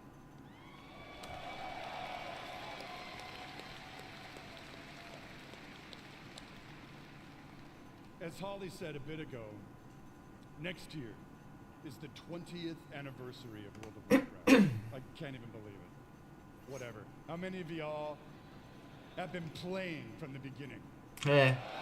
18 years, not 20. Not quite. I love you, Prison. But I've known it since the beginning. So given that... What was that? Doesn't matter. We started thinking, so what next? Right? What expansion hook? What single storyline could possibly match such a historic occasion? We started thinking about, well, I did, the good old days, right? And some of those early mythic ideas that kind of established the background of Warcraft. Started thinking about even some of the newer ideas that have played out more recently, but still in a way feel a little unresolved. And in the mix of all that stuff, in the mix of all those ideas, particular things like, what the hell has Magni actually been babbling about all these years? Was the thing that he came to warn us about in Battle for Azeroth, did it actually play out? Or is there potentially something darker still looming on the horizon? I don't know. He knows. He knows, guys. Will there eventually be Oh no, we're not going back to that. apocalyptic confrontation between the forces of the light and the void? Ooh. Talk to me, BlizzCon. I'll tell you what, for nothing, my pally Maine, I'm all in on that kind of thing if it happens. It's gonna happen. What about my darkness and my warlocks? And really the big question for all the marbles, what have the Titans actually been doing since the dawn of civilization? I don't know. What is the real purpose of all of their cute little installations slammed into the side of the planet? Do we know everything we need to know about their real intentions for our world? Just saying. BlizzCon. All of these hooks. And 100 more. 68. Carry the 2. A bunch more. All cooking in the pot. Started to reveal a storyline. Something epic. How epic? Real epic. A storyline that in almost every way It's his presentation that made him feels who he is. culmination He's good at it. of the first 20 years of our storytelling. A storyline provided we do our jobs, we do the thing that will vector us into the next 20 years of adventure. What? We ain't going 40 years, bro. We ain't going 40 years. BlizzCon. Are you with me, BlizzCon? 40 years. 20 more. We call this storyline I'll be 50. the World Soul Saga. Oh, is that the expansion? Nah, that's a saga. That's a triple, no? The World Soul Saga is so epic, as we covered. Well, it's a 3+. It ain't 2. It What does it cannot mean? be contained within any single expansion. Yeah. It is built to play out over multiple expansions over the next few years. Oh, little blue face, baby. Come on now. So what does it mean? What does it mean?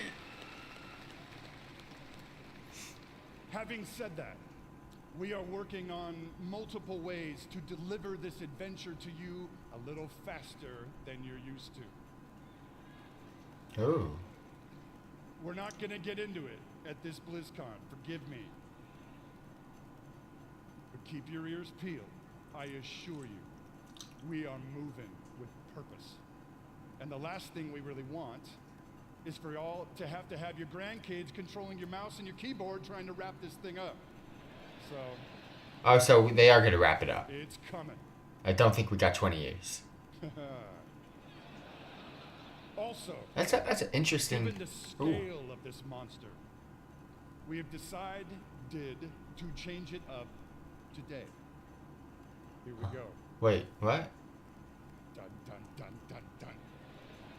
Are we just ending World of Warcraft for the next 3 Instead of just expansions? Debuting your next expansion all on its lonesome, we have decided to give you a glimpse at your next 3 expansion sets. Are we ending it with these 3?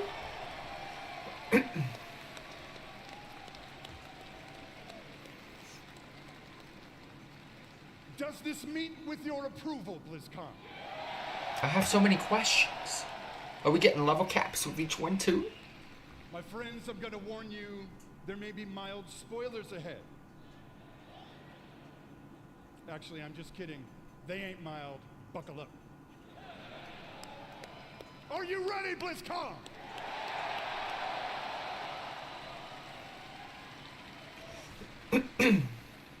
The first part of the World Soul Saga and your 10th expansion is called World of Warcraft: The War Within. Ooh. Alright. So the leaks were all wrong. Kind of. In this chapter, you will be descending into the heart of Azeroth itself, exploring new subterranean kingdoms, and engaging with ancient cultures like the Earthen and the terrifying Nerubians of Azj-Kahet. No, I don't want Nerubians. But I'll take it. But as the forces of darkness close in around our precious world soul, you, yeah, that's you, will be called to do what you always do, which is dispense indiscriminate justice upon all those who got it coming. Talk to me, BlizzCon! Are we removing mythic dungeons, please? Or mythic keys, actually. Mythic dungeons, can say. The second part of the World Soul Saga is called World of Warcraft: Midnight. I like the name. Simple. And I like Midnight. In this chapter, you will be returning, ready, to the old world. Oh, it makes To sense. the fabled lands of Quel'Thalas. Oh, let's go. There, the forces of the Void have invaded Azeroth, intent on snuffing out the light of the Sunwell and plunging the world into darkness and fear. Nice. You will not only help reunify the scattered elven tribes of Azeroth, but you will make your stand with the forces of the light and banish the shadow forever.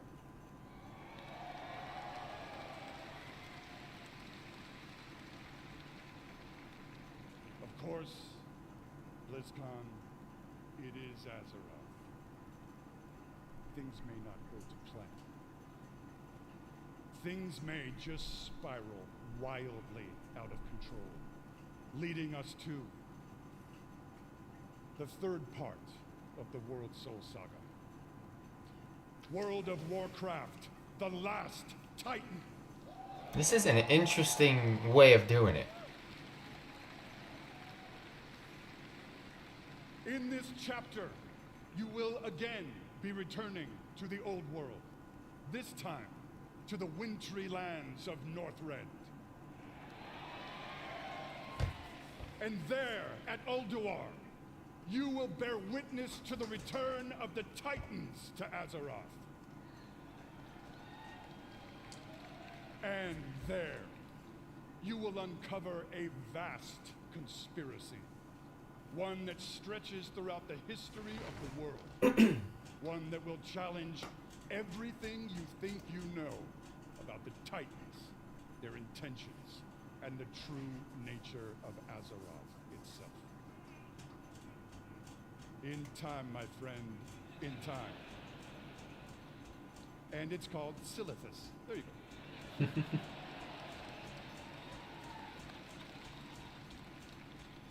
BlizzCon, my hope, our dear hope, is that you can see when it comes to WoW storytelling, we ain't screwing around. We never doubted that. That's one We thing are Blizzard is playing really good for at. all the marbles. We are working to establish a thundering heartbeat for this franchise. Now.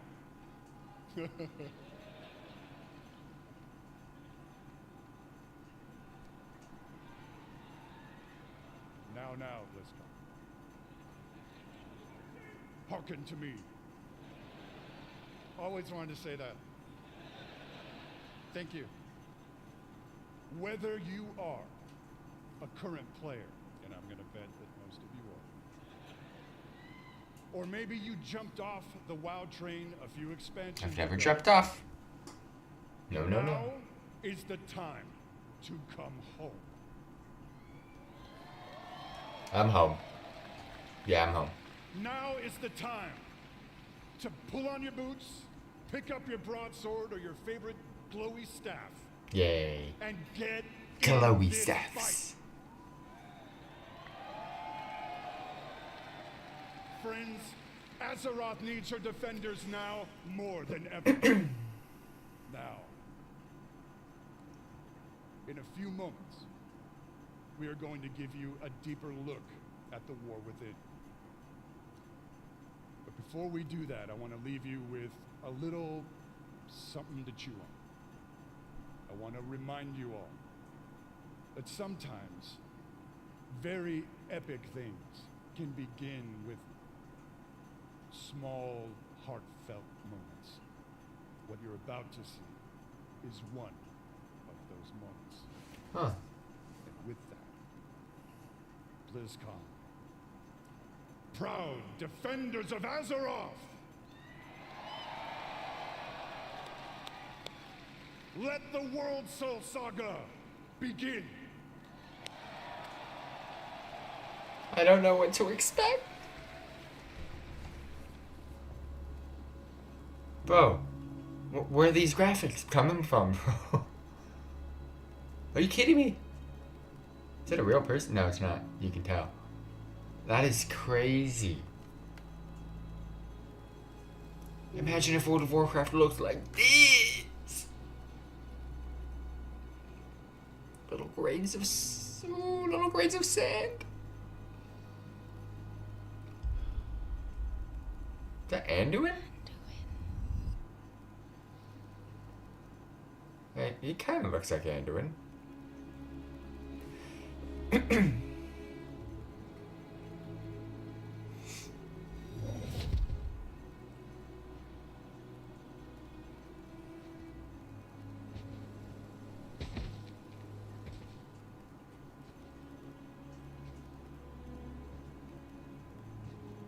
You're here to tell me we don't get to hide. Bro, it looks so real. Besides that. You needed time. We stayed away. But time by itself heals nothing. Yeah, it must be Anduin then. Where's he been? You didn't just come here for me. It's the visions. You've seen them. I suspect many have lately.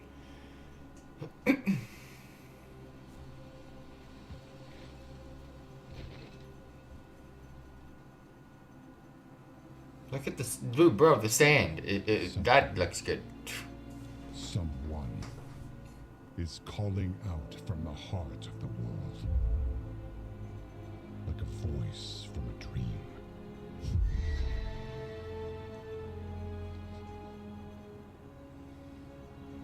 Something dark is coming, Anduin. Yeah, I was right. The world needs your light again. My son.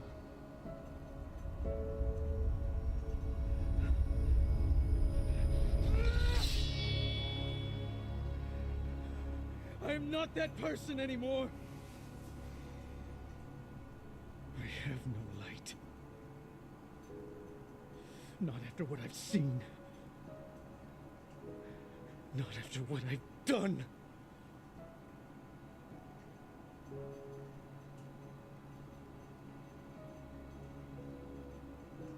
It's really good. You are not your past, Anduin.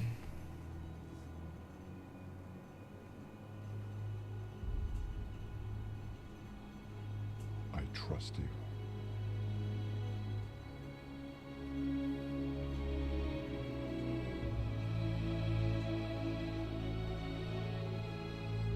Bro, I'm just remembering cinematics when they first started back in like Wrath of the Lich King, kind of Burning Crusade days. Look at this. Hear me. Look at this, dude. This is insane.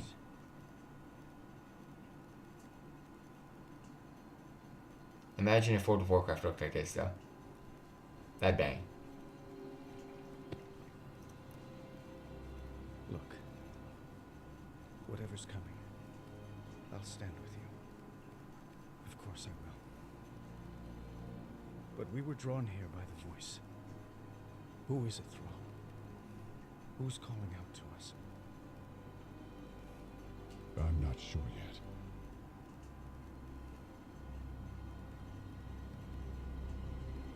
But that sword was aimed at someone.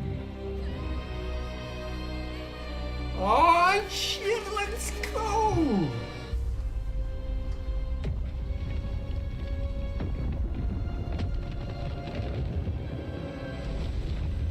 Are we gonna get like another kind of cataclysm event? That was cool. That was a really good trailer.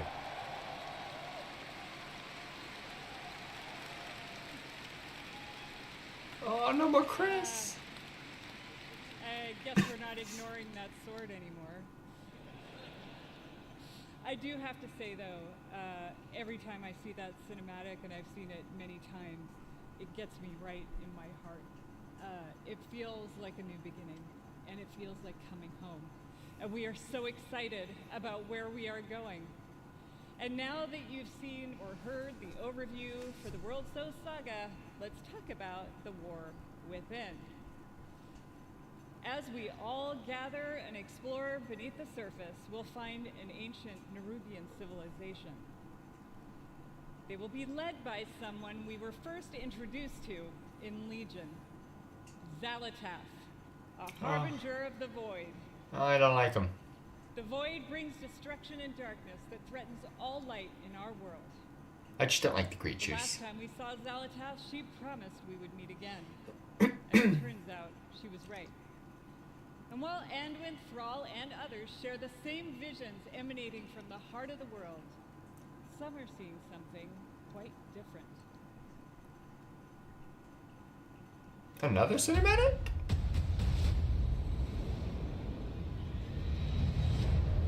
My visions Oh, this is more gameplay cinematic, okay. are not the same as the others. No radiance. No She's dead. song, Yeah! the shadow The void. taunting me It's tainted, boys. from below. Do not take me back.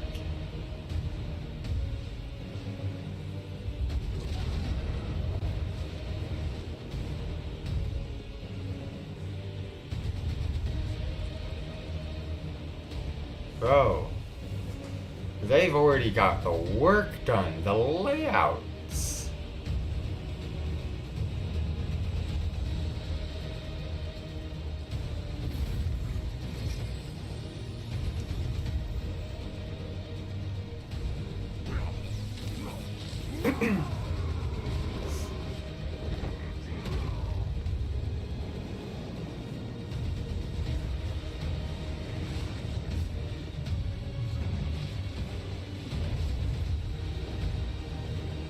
Is dynamic flight basically dragon riding, but kind of allowing other mounts?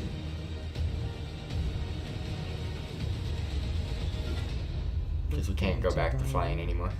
Rests upon the edge of a knife.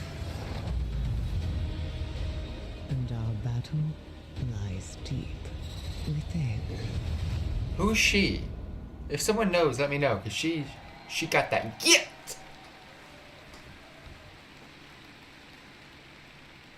In the war within, alongside beautiful, unique underground zones, we will have challenging dungeons and raids and some new features too that are built to last. Are we removing If you mythic like keys? exploring on your own with a couple of friends or family, Please? we have delves.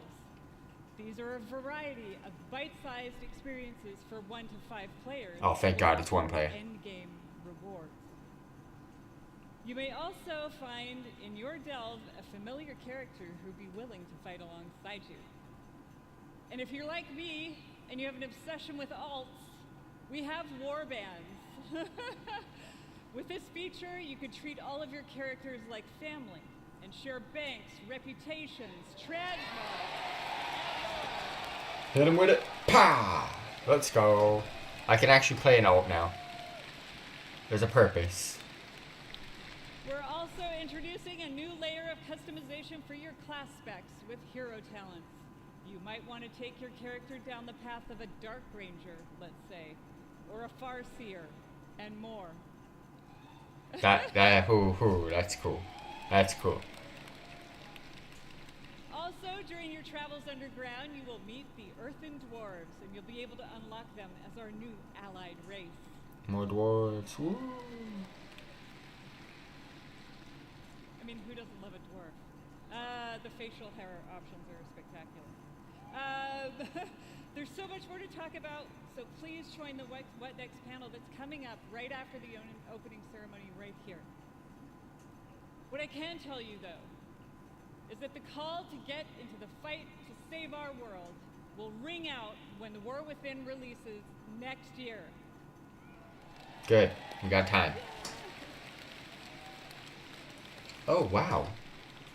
Next year. Actually, next year. Okay. And lastly, I sincerely want to say, we are so excited to begin this new journey with you.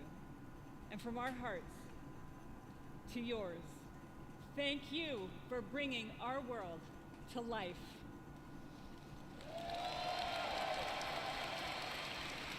Damn, this was a hell of a long opening ceremony, bro. And now, with his own note of thanks, Mike Ibarra. Thank you to all the teams who presented today. There really is so much to look forward over the next 2 days. And this is only the beginning. I can't wait to walk the halls of all of Anaheim with all of you.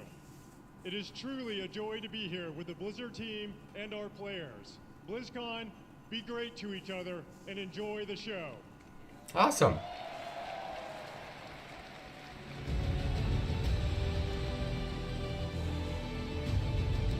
Little opening ceremony teams. Let's go. I'm gonna play some Overwatch now. I'm gonna take a break from BlizzCon. We'll bring it back tomorrow. Got a lot more to dive into, so stay tuned, team. Stay tuned. But I just want to see what's going on next.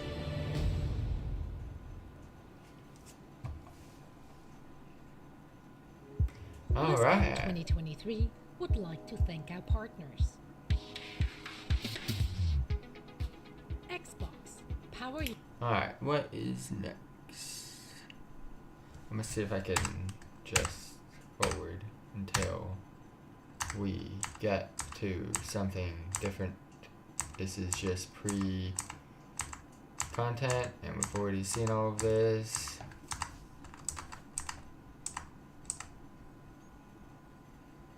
Is this something we've seen? Yep. This is just they're just showing stuff that we've seen already. Ooh. Alright, so what? Okay, hold up. I'm not here yet. Alright. Okay, World of Warcraft, World Soul Saga. Okay, that's gonna be the next, and that's what we're gonna start with. Okay, come on. How far do I have to go back? Oh, it's the What's Next panel. Okay. Let me play that. Hey, and pause. Alright, so 4:04:48. Let me save that. Let's just put it at 4:04. BlizzCon day 1. I'm at 4:04 in case Twitch does not save it. First of all, BlizzCon 2023. So if I go to the schedule for today, that is Overwatch World Cup pre-show, don't care. Quarterfinals, Group 1, don't care. I'm mainly just going to watch the finals and kind of see who goes through that way. Opening ceremony, we just watched. Pre-recorded content in quarterfinals, Group 2. We are now at World of Warcraft What's Next. Okay, we got that to watch. I'm assuming this is more pre-recorded content. So there's like little breaks in between. Alright. Then we got Overwatch Deep Dive after that. World of Warcraft What's... what is it? World of Warcraft What's Next? Oh, Classic What's Next, okay. Overwatch Deep Dive Simulcast. Okay, so they're simulcasting a Deep Dive because it's Overwatch. I'm assuming pre-recorded, and then we got quarterfinals group 3, classic What's Next, more pre-recorded. Pre-recorded means it's a break, so there's nothing really to watch. Hearthstone What's Next, Warcraft Rumblings, and then quarterfinals group 4, Overwatch World Cup post-show. So all of the Overwatch World Cup, I don't really care for the first day. So I'm gonna keep stars in for things that we don't need to watch. So pre-show, don't care. Group 1, don't care. Opening ceremony simulcast, we've already watched. Group 2, don't care. Deep dive simulcast, we'll watch the actual one tomorrow. So I'm gonna keep that one started up. Group 3, don't care. Group 4, don't care. And then post-show. Okay, so we don't need anything for Overwatch World Cup. Opening ceremony we just saw. Pre-recorded content. We'll do World of Warcraft What's Next. We'll do Deep Dive for Overwatch. We'll do Classic What's Next. Hearthstone What's Next. And Rumblings. We got 1, 2, 3, 4, 5 more things to watch from day 1. And we got all of this day to do as well. Pre-show, don't care. Semifinals Group 1, don't care. Semifinals Group 2, don't care. Overwatch What's Next. That's a simulcast, so we'll watch the actual one. Overwatch World Cup Bronze, don't care. Grand Finals, I am going to watch, but I'll watch that out of stream. And then, of course, they've got the performance. Hopefully, we can actually see that. And this is a trophy ceremony, which I'll probably watch as well. So tomorrow, 12 o'clock, Deep Dive, I want to watch. Pre-recorded content, don't care. What's Next, I want to watch. Diablo 4 Campfire Chat, I'll probably watch. Pre-recorded content, don't care. Community Night, I'll watch. And then the performance, I'll probably watch. Alright, cool. But we're going to finish off all of day 1 stuff first. So, what's later? Opening ceremony we just saw. Day 1 highlights we'll do. What is this? Welcome to the world of... What you're most proud of is that you've... Okay, so I've actually seen that. The War Within announced cinematic. I'm assuming I've seen this as well now. I'm just gonna remove everything that I've seen. And actually, I'm gonna mute everything so it's not like blasting. War Within features overview. Yep, I've seen that. Ooh, hold on. War Within Epic Edition. I don't think I've seen this. Okay, we'll check that out with the highlights tomorrow as well. The What's Next panel, I'm actually just going to watch that tomorrow, so cool. Cataclysm Classic and that trailer, I'm very positive I've seen. Yep. Maga Hero gameplay trailer, I'm pretty sure I've seen. Yep. Origin Story, I have not seen. Showdown in the Badlands cinematic. Launch cinematic trailer for Warcraft Rumble. I've seen this. I've seen that. Alright, so both of those are done. Launch gameplay trailer.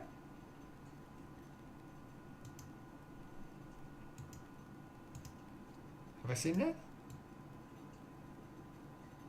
Yes. So that has been seen, and then Diablo 4 Vessel of Hatred has also been seen. Alright, cool, so this is all we got. We'll watch that tomorrow. So yeah, let's go ahead and be right back. I'm going to set up some Overwatch, and I'll catch you guys in a few.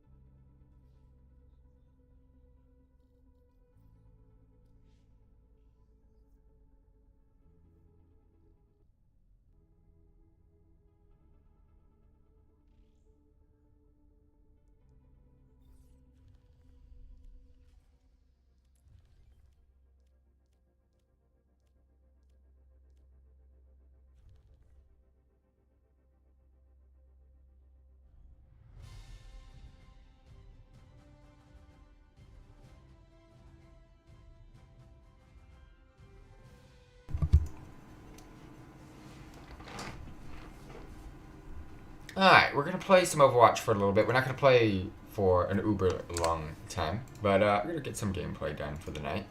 I'm definitely going to get into a couple more Concert Clash games. I'm going to play a little bit of comp on DPS so I can get my rating on that. It's not been going well, I'll tell you that much. Then we'll probably do some arcade, check out some MOA because I haven't played it. Maybe. But I want to go to training really quick. I want to go to practice range. I want to see if the new hero is available in the practice range just to kind of see what he's all about. So, is he a tank? Okay, temporary available. Hero temporary available for 1 day. Is that it? Alright. So, automatic weapon. Okay, so incendiary chain gun. And then you get a volatile chain gun. Automatic weapon that ignites enemies on repeat impact. Okay, so I got fucking 300. So they take damage over time. So there's damage over time with that. That's kind of cool. Automatic weapon that deals critical damage to burning enemies. So if you do this... Oh, hold up. So... You gotta burn them to then plow through. I'm gonna switch this to a tank so I can get more of a. Give me my big boy. So burning enemies take more damage. Ooh, I removed chat. Give me a second here. So that's kind of cool. So. Okay, so they both share the 300 pool. Can you do both at the same time? Oh shit. And then we got an ultimate, which I don't want to see yet. Overrun, charge forward, and stomp to launch enemies. You are unstoppable while charging. Alright, so charge forward.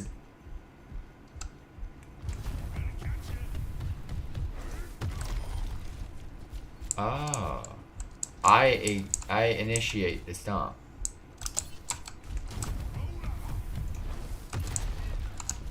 That's kind of cool. And then what does it do? You are unstoppable while charging. Okay. Cardiac overdrive. Nearby allies take reduced damage and heal by dealing damage. Oh shit. So everybody's OP as fuck. Reduce damage and heal. That's kind of cool.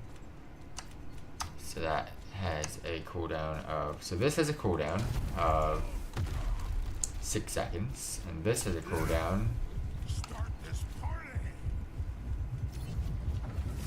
of 10 seconds. Passive Berserker gain temporary health when dealing critical damage. So if I'm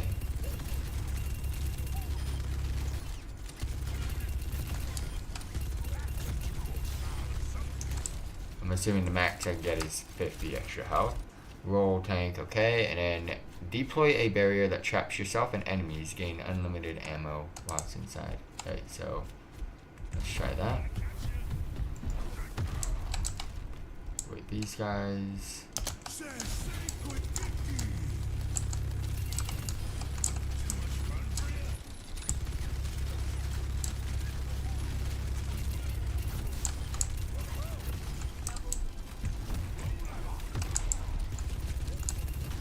He seems fun. He seems extremely fun. Alright, cool.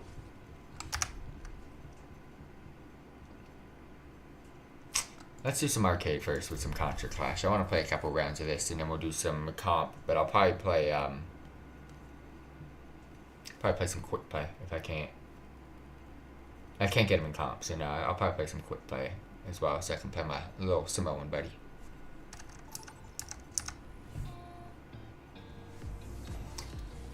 Gonna get copyrighted again.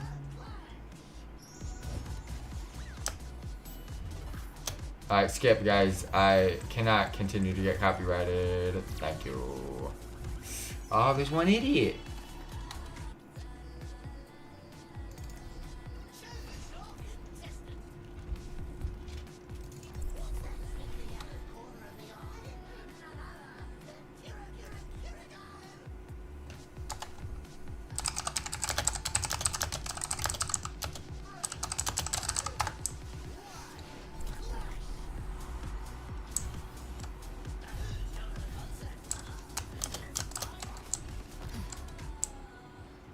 is my...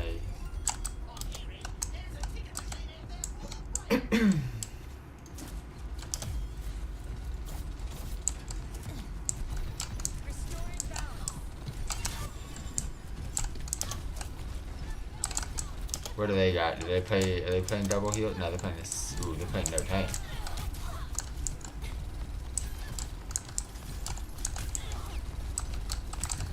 Can you fucking kill something, dude?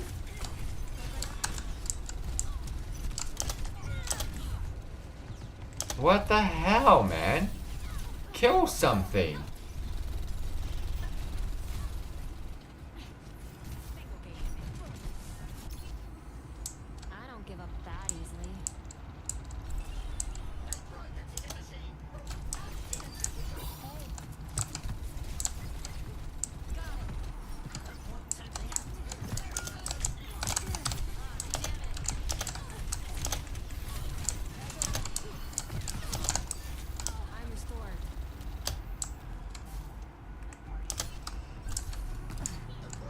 Turning in 6.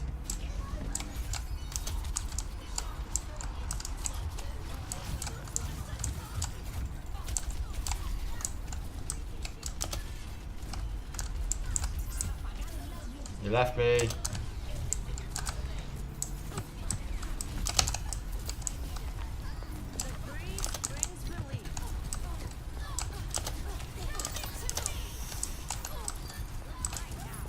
Almost used the wrong ability.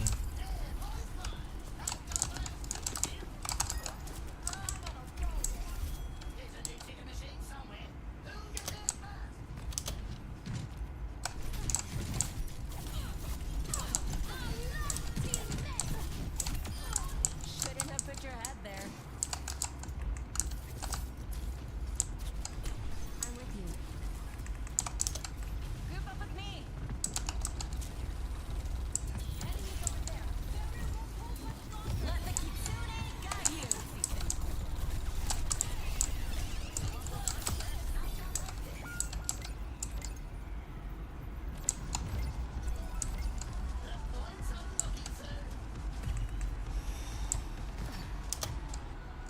Alright, gotta cap this over there.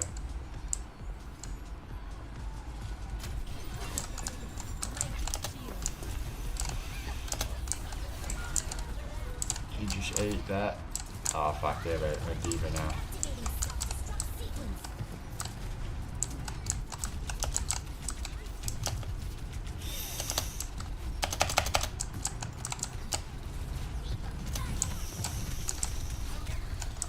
Where the fuck are you?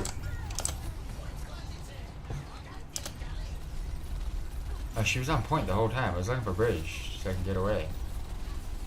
Yeah, they're capping him. Let's get back to it. Did they copy us? No, they just better.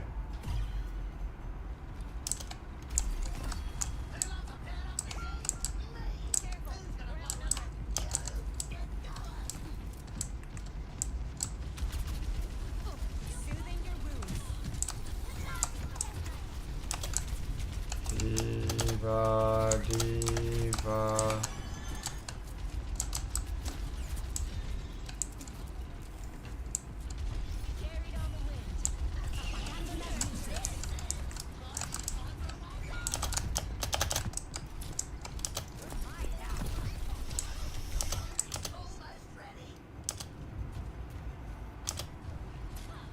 They got 10. We gotta go. Done playing around. Fuck. Alright.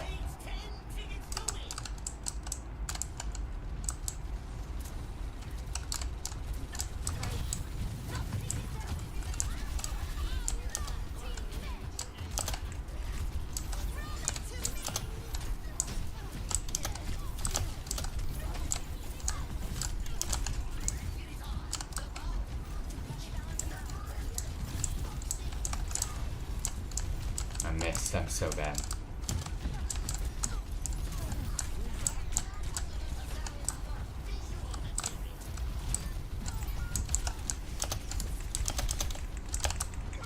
I was just trying to find someone to hit.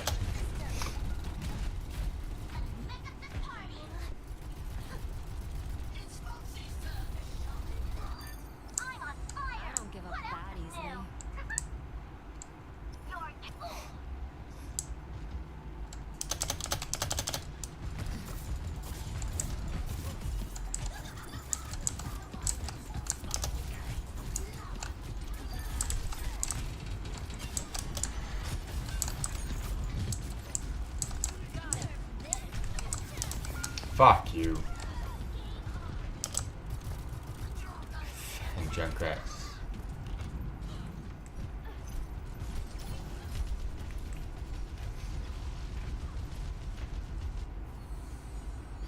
My ultimate is ready.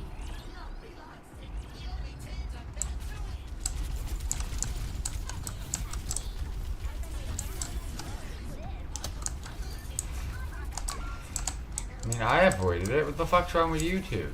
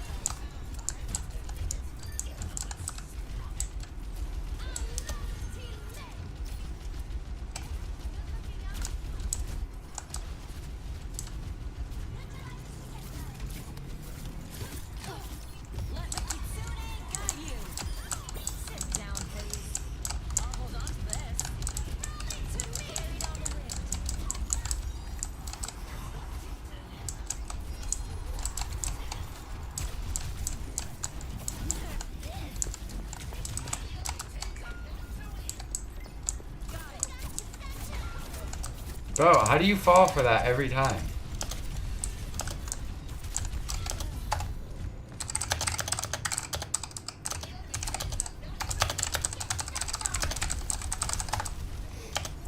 I'm dumb.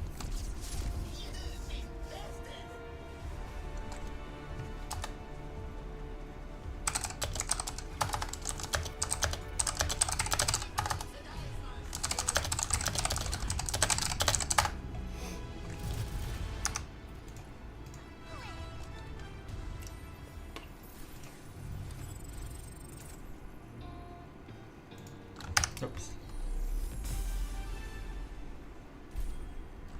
I gotta see what challenge I'm trying to do. So 8, I just gotta complete 8. 20 games, 30 games, 40 games, 50 games, 60 games. I can complete that playing anything. Eliminate 10 enemies who are carrying tickets. So I want to do that. 500 points. It's gonna require like fucking 50 million games, so no. As a team, eliminate Junkrat and turn in. So eliminate Junkrat, turn in the light stick, and then kill 10 enemies. Let's try to get those 2 done right now.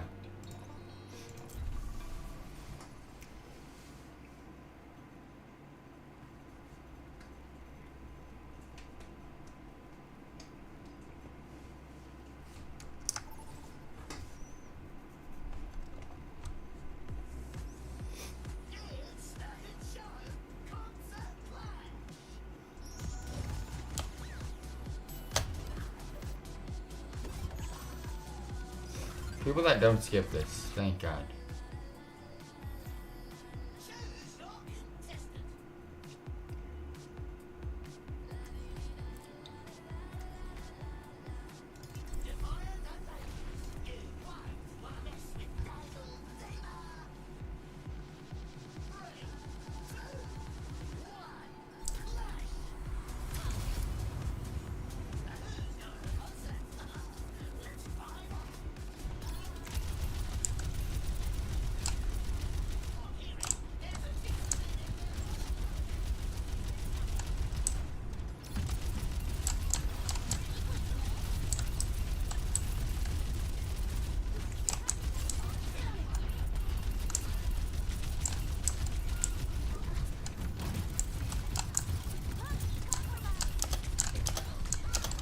Fuck off, dude. Bridge, group up. Where were you?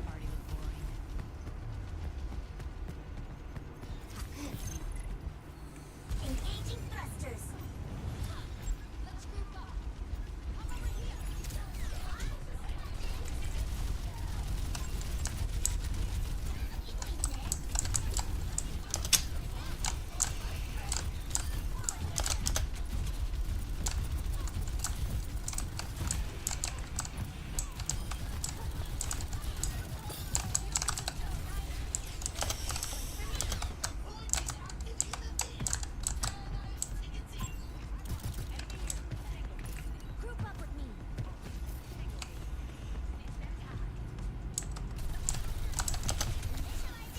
Get fucked.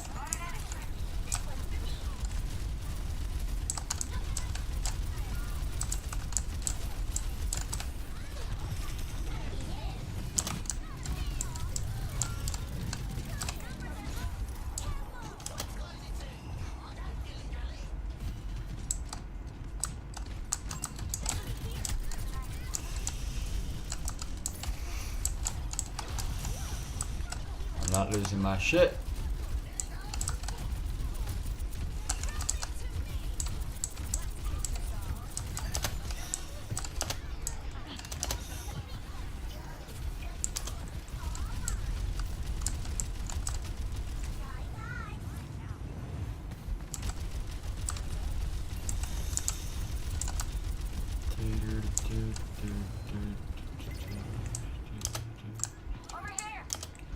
Why did we lose someone?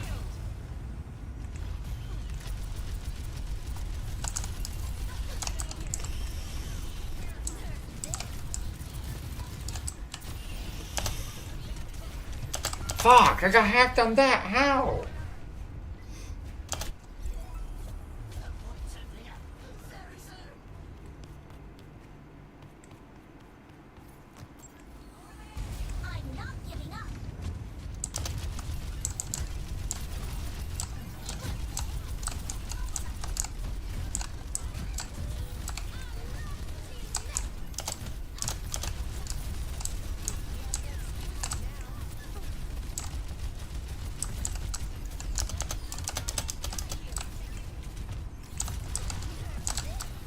Fuck off.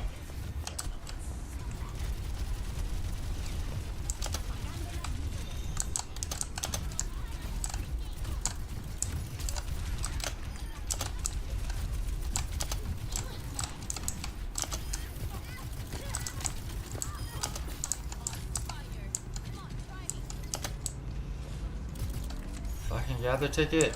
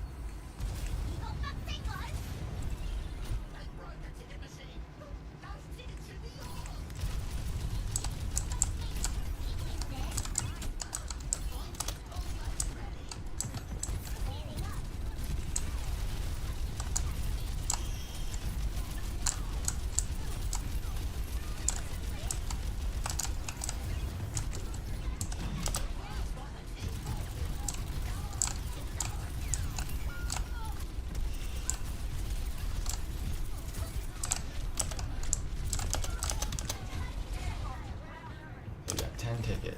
Alright, where's this turn-in place? Fuck.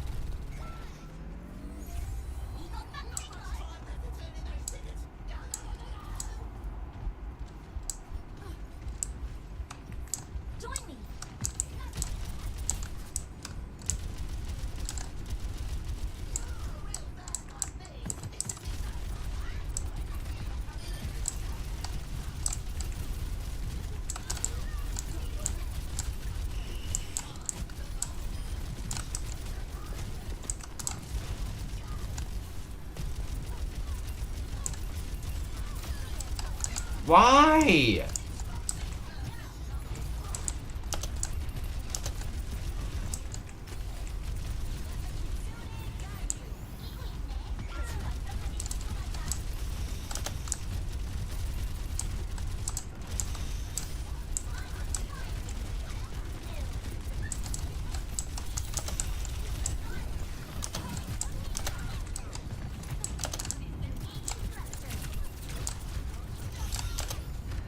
I actually got my ult too.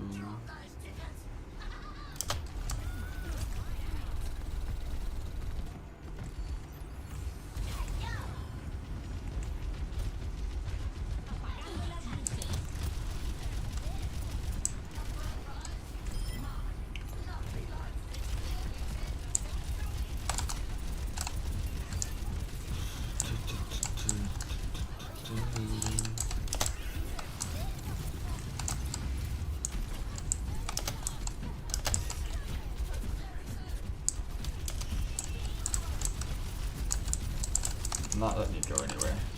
I'm taking that.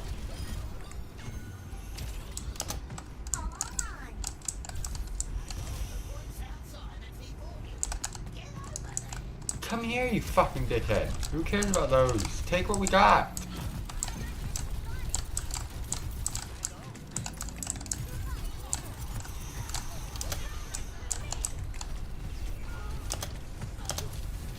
All you have to do is group up and cap that.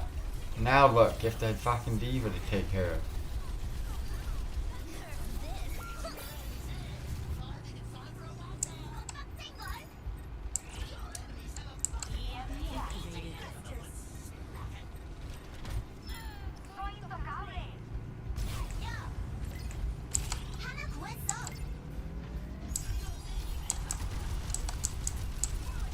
I don't know how we fucking pulled that off, but okay.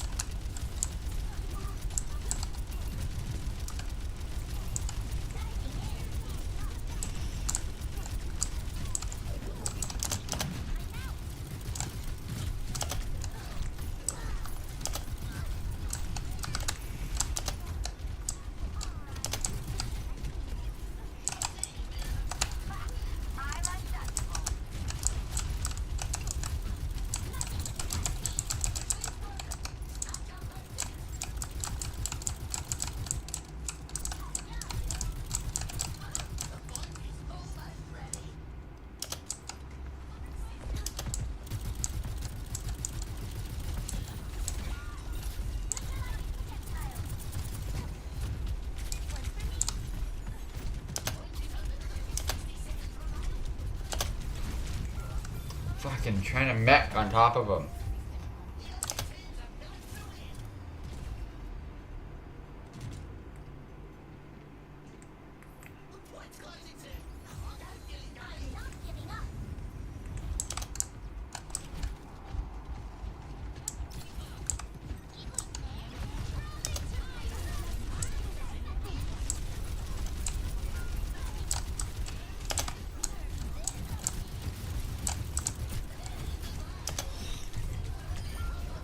How did it not work?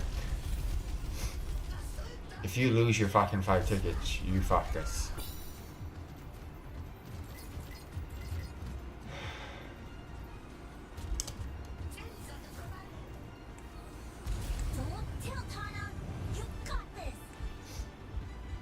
They ain't gonna get enough.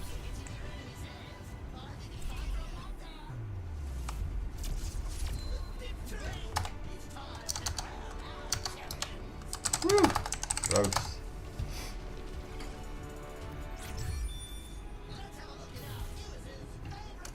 Alright, take it up. Did I get the thingy done? So, 8, 20, 30, 40, 50, 60. Didn't do that. I completed 10 games. Completed 3 games of concert. I got the light stick and eliminated the 10. So I did everything that I wanted to do. Now I just gotta play it again. Unranked.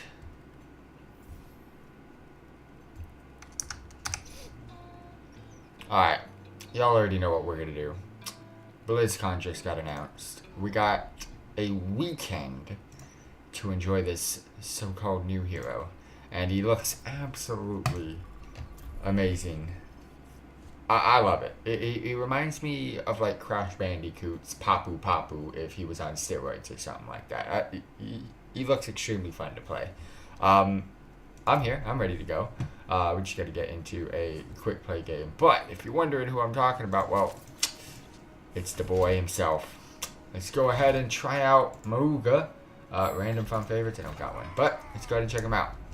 Got a couple of abilities here. We got an incendiary chain gun, automatic weapon that ignites enemies on repeat impact, aka lights them on fire to where they take damage over time. Volatile chain gun, automatic weapon that deals critical damage to burning enemies. So we got burning enemies, fires more damage, and kills them quicker.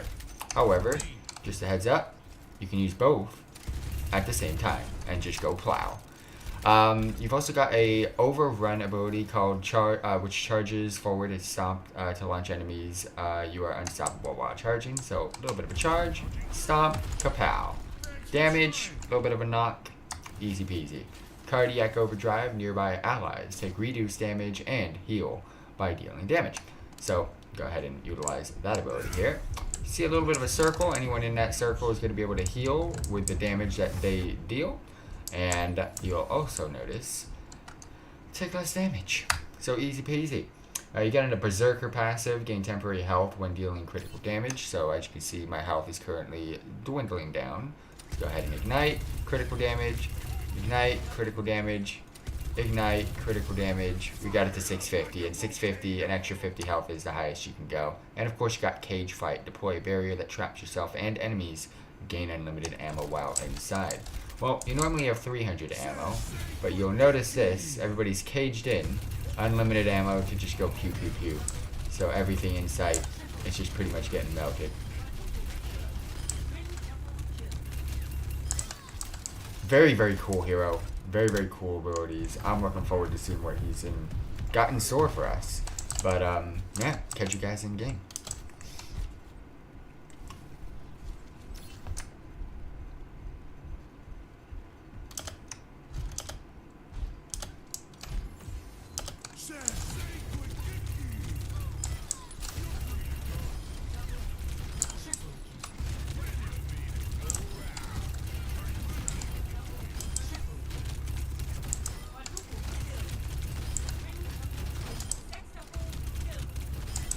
I got the legendary sex. Yay! Let's make a scene.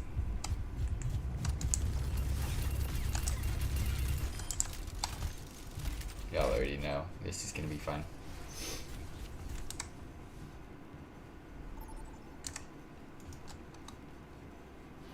Alright, gotta lock the boy in. Give me my Samoan brother.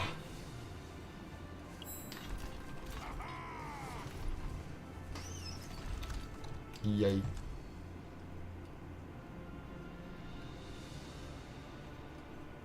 I don't see why I would ever not utilize both weapons at the same time. Just saying. Just saying. A gun in each hand and a smile on my face.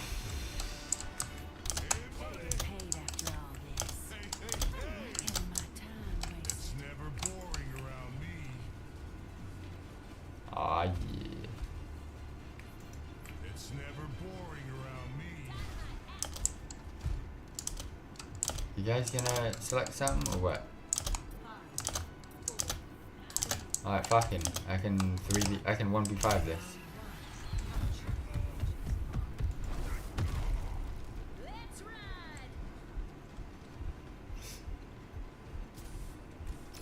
Alright, we got someone AFK now.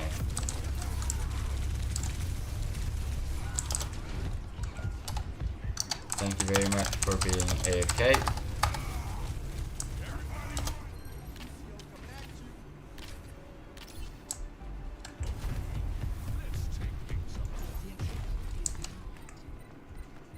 You know what? I don't even fucking want to play this one. Am I sure I want to leave? Of course, because fucking dickhead was AFK. What's the point of saying?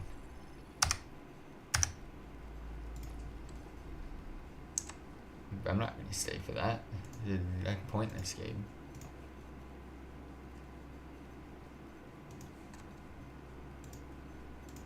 I just want to get a good match, good round with him so I can get the feel.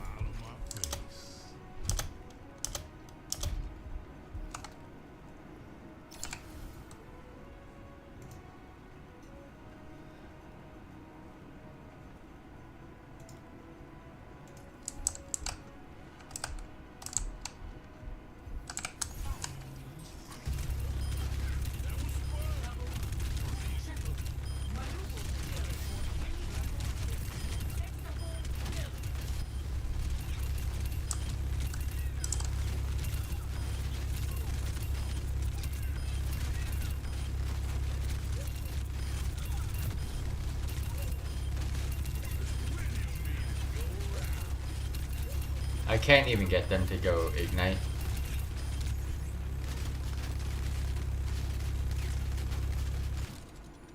Oh shit, I forgot about that. Let's see if I can beat the 120.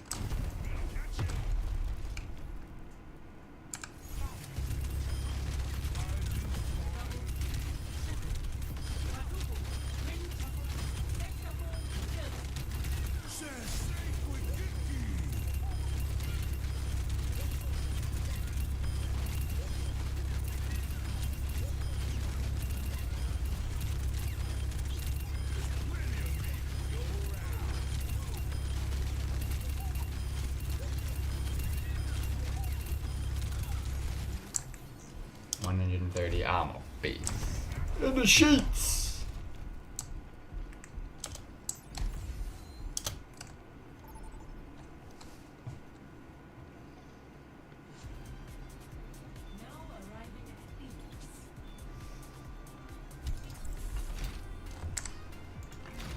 What is his? See, at 59 hours to play this guy, so that's all we can.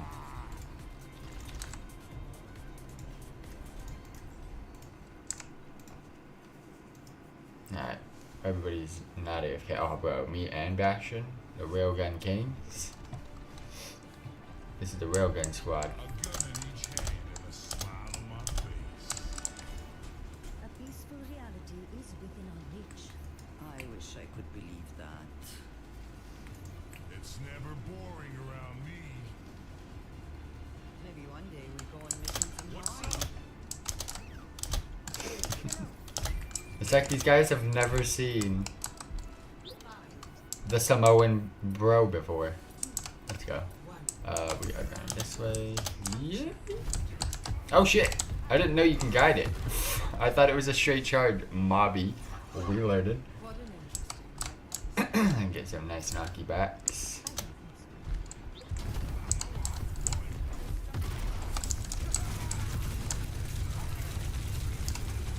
Am I gonna get some heals? No? Not at all?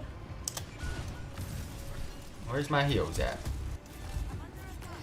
I mean, they have a Mercy and a Kiriko. I have a Ana and a Moira. Where were my heals at? Oh, looks like I'm waiting.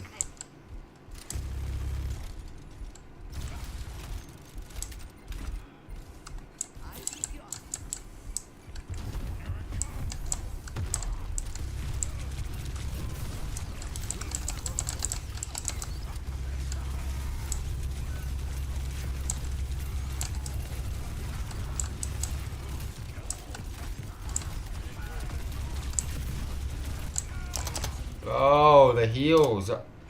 Moira, heal.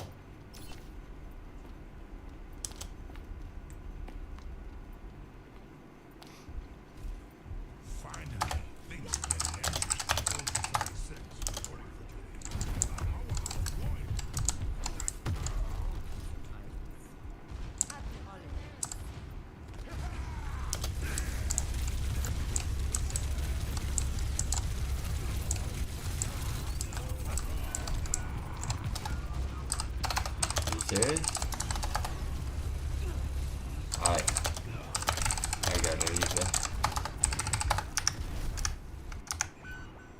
That was embarrassing.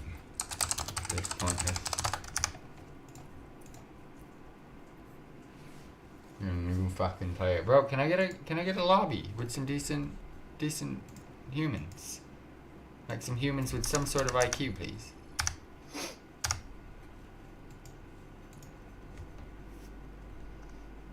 Just a little bit. They don't need to have a lot of IQ, just a little bit of IQ, please.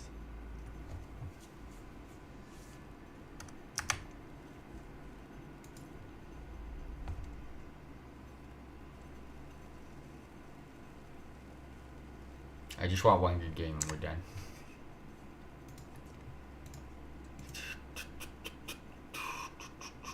But yeah, tomorrow we're going to be doing this very similar live stream. We'll be doing some more BlizzCon 2023 videos.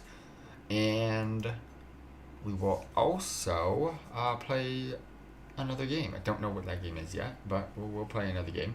I don't think it'll be Overwatch because I'm pretty much getting my Overwatch content in right now. For the time being. I mean, there's a lot more that I could be doing with Overwatch, but for right now, we'll take what we got.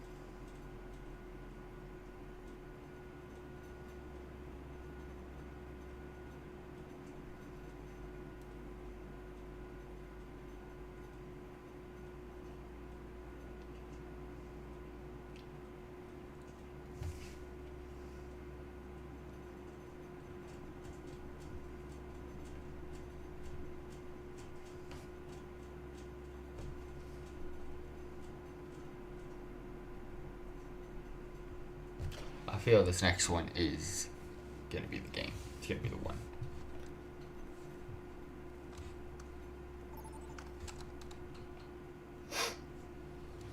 Ooh. Okay. Little Sura. Little Sura Market. We on a tacky. Little new team. Thank God we got a Mercy in this one.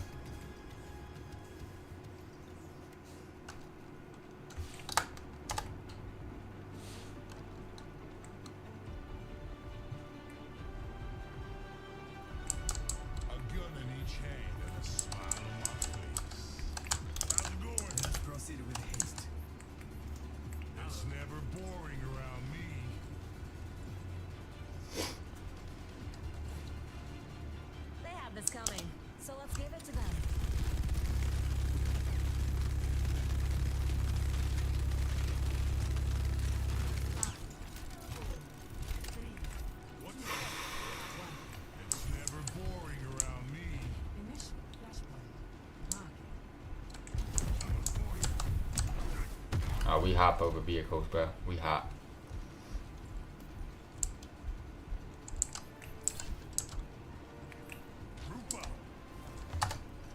Play, please.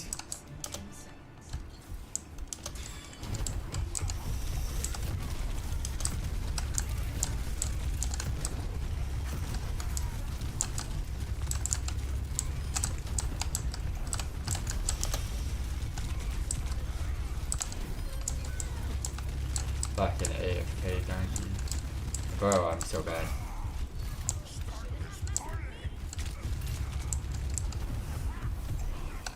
Hold it. I'm learning this guy, dude. It's the first game I've played, but I'm enjoying it. Little pew pew.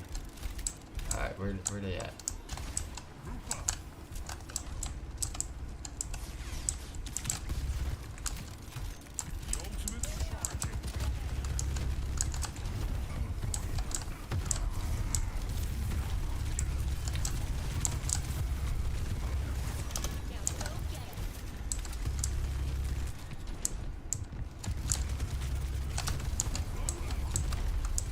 How did he not get the knockback? Put it on!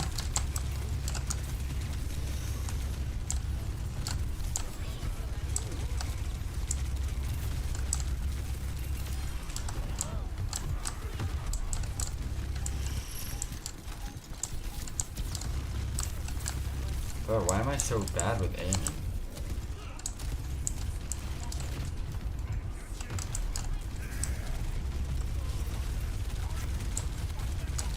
Oh.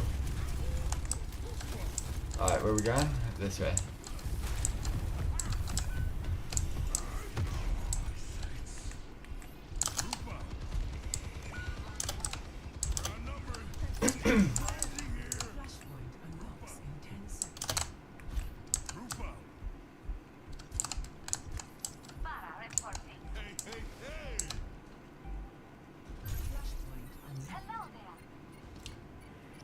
Let them have that.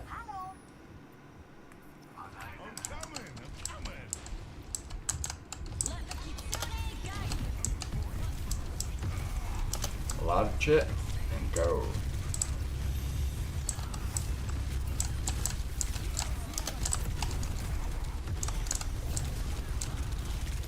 I'm dead. Fuck me. My aim is poo. My aim is poo. That was his ult too. I can't leave it.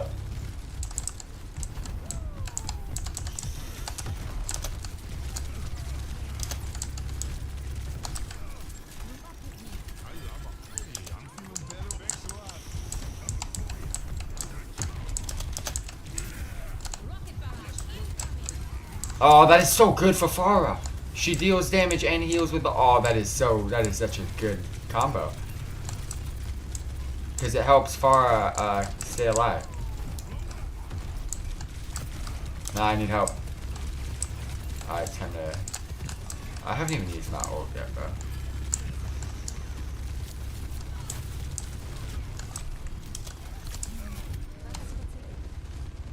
I'm allowing you to... Yeah.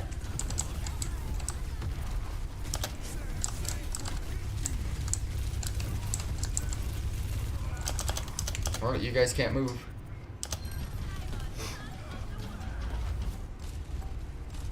That's also a good way to lock them out of the objective. I might have just done that. I did. Yeah. I mean, I'm just trying to... Oh, I've made him quit. Alright, cool.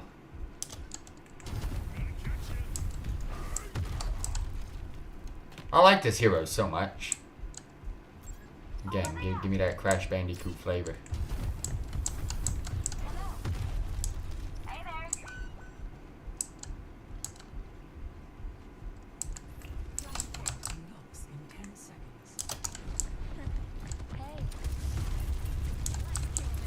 He didn't know about the vibes. Did they have a Bastion as well? No.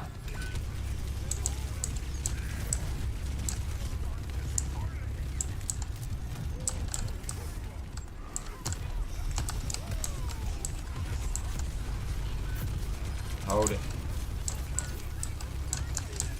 Oh, what? I didn't even know they all came in, boys. I didn't even know they all came in.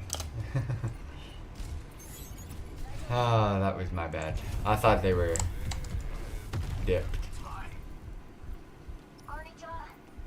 I would love to use another ult, but I don't think you're going to get one. Maybe if we give him this point, though.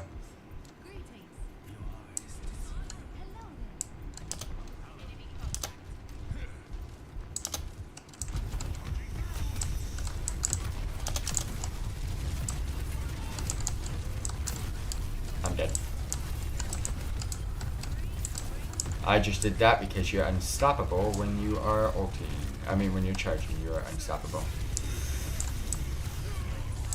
Can you kill this thing? No. Yeah, you're good. I mean, you can deal enough damage, but yeah, you can't die when you're charging. So that's the only reason why I did that.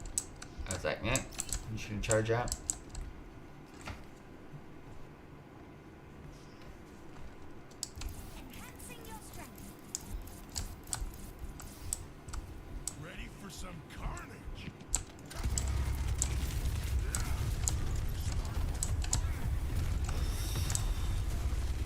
Yeah, charge in and just take this out, bro. Just charge in and take the out.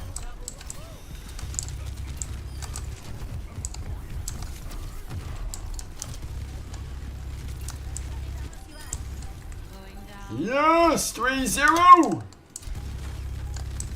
Very cool. I love it. Let me know what you guys think down below. But thank you all very much for tuning in. Much appreciated. Catch you next time.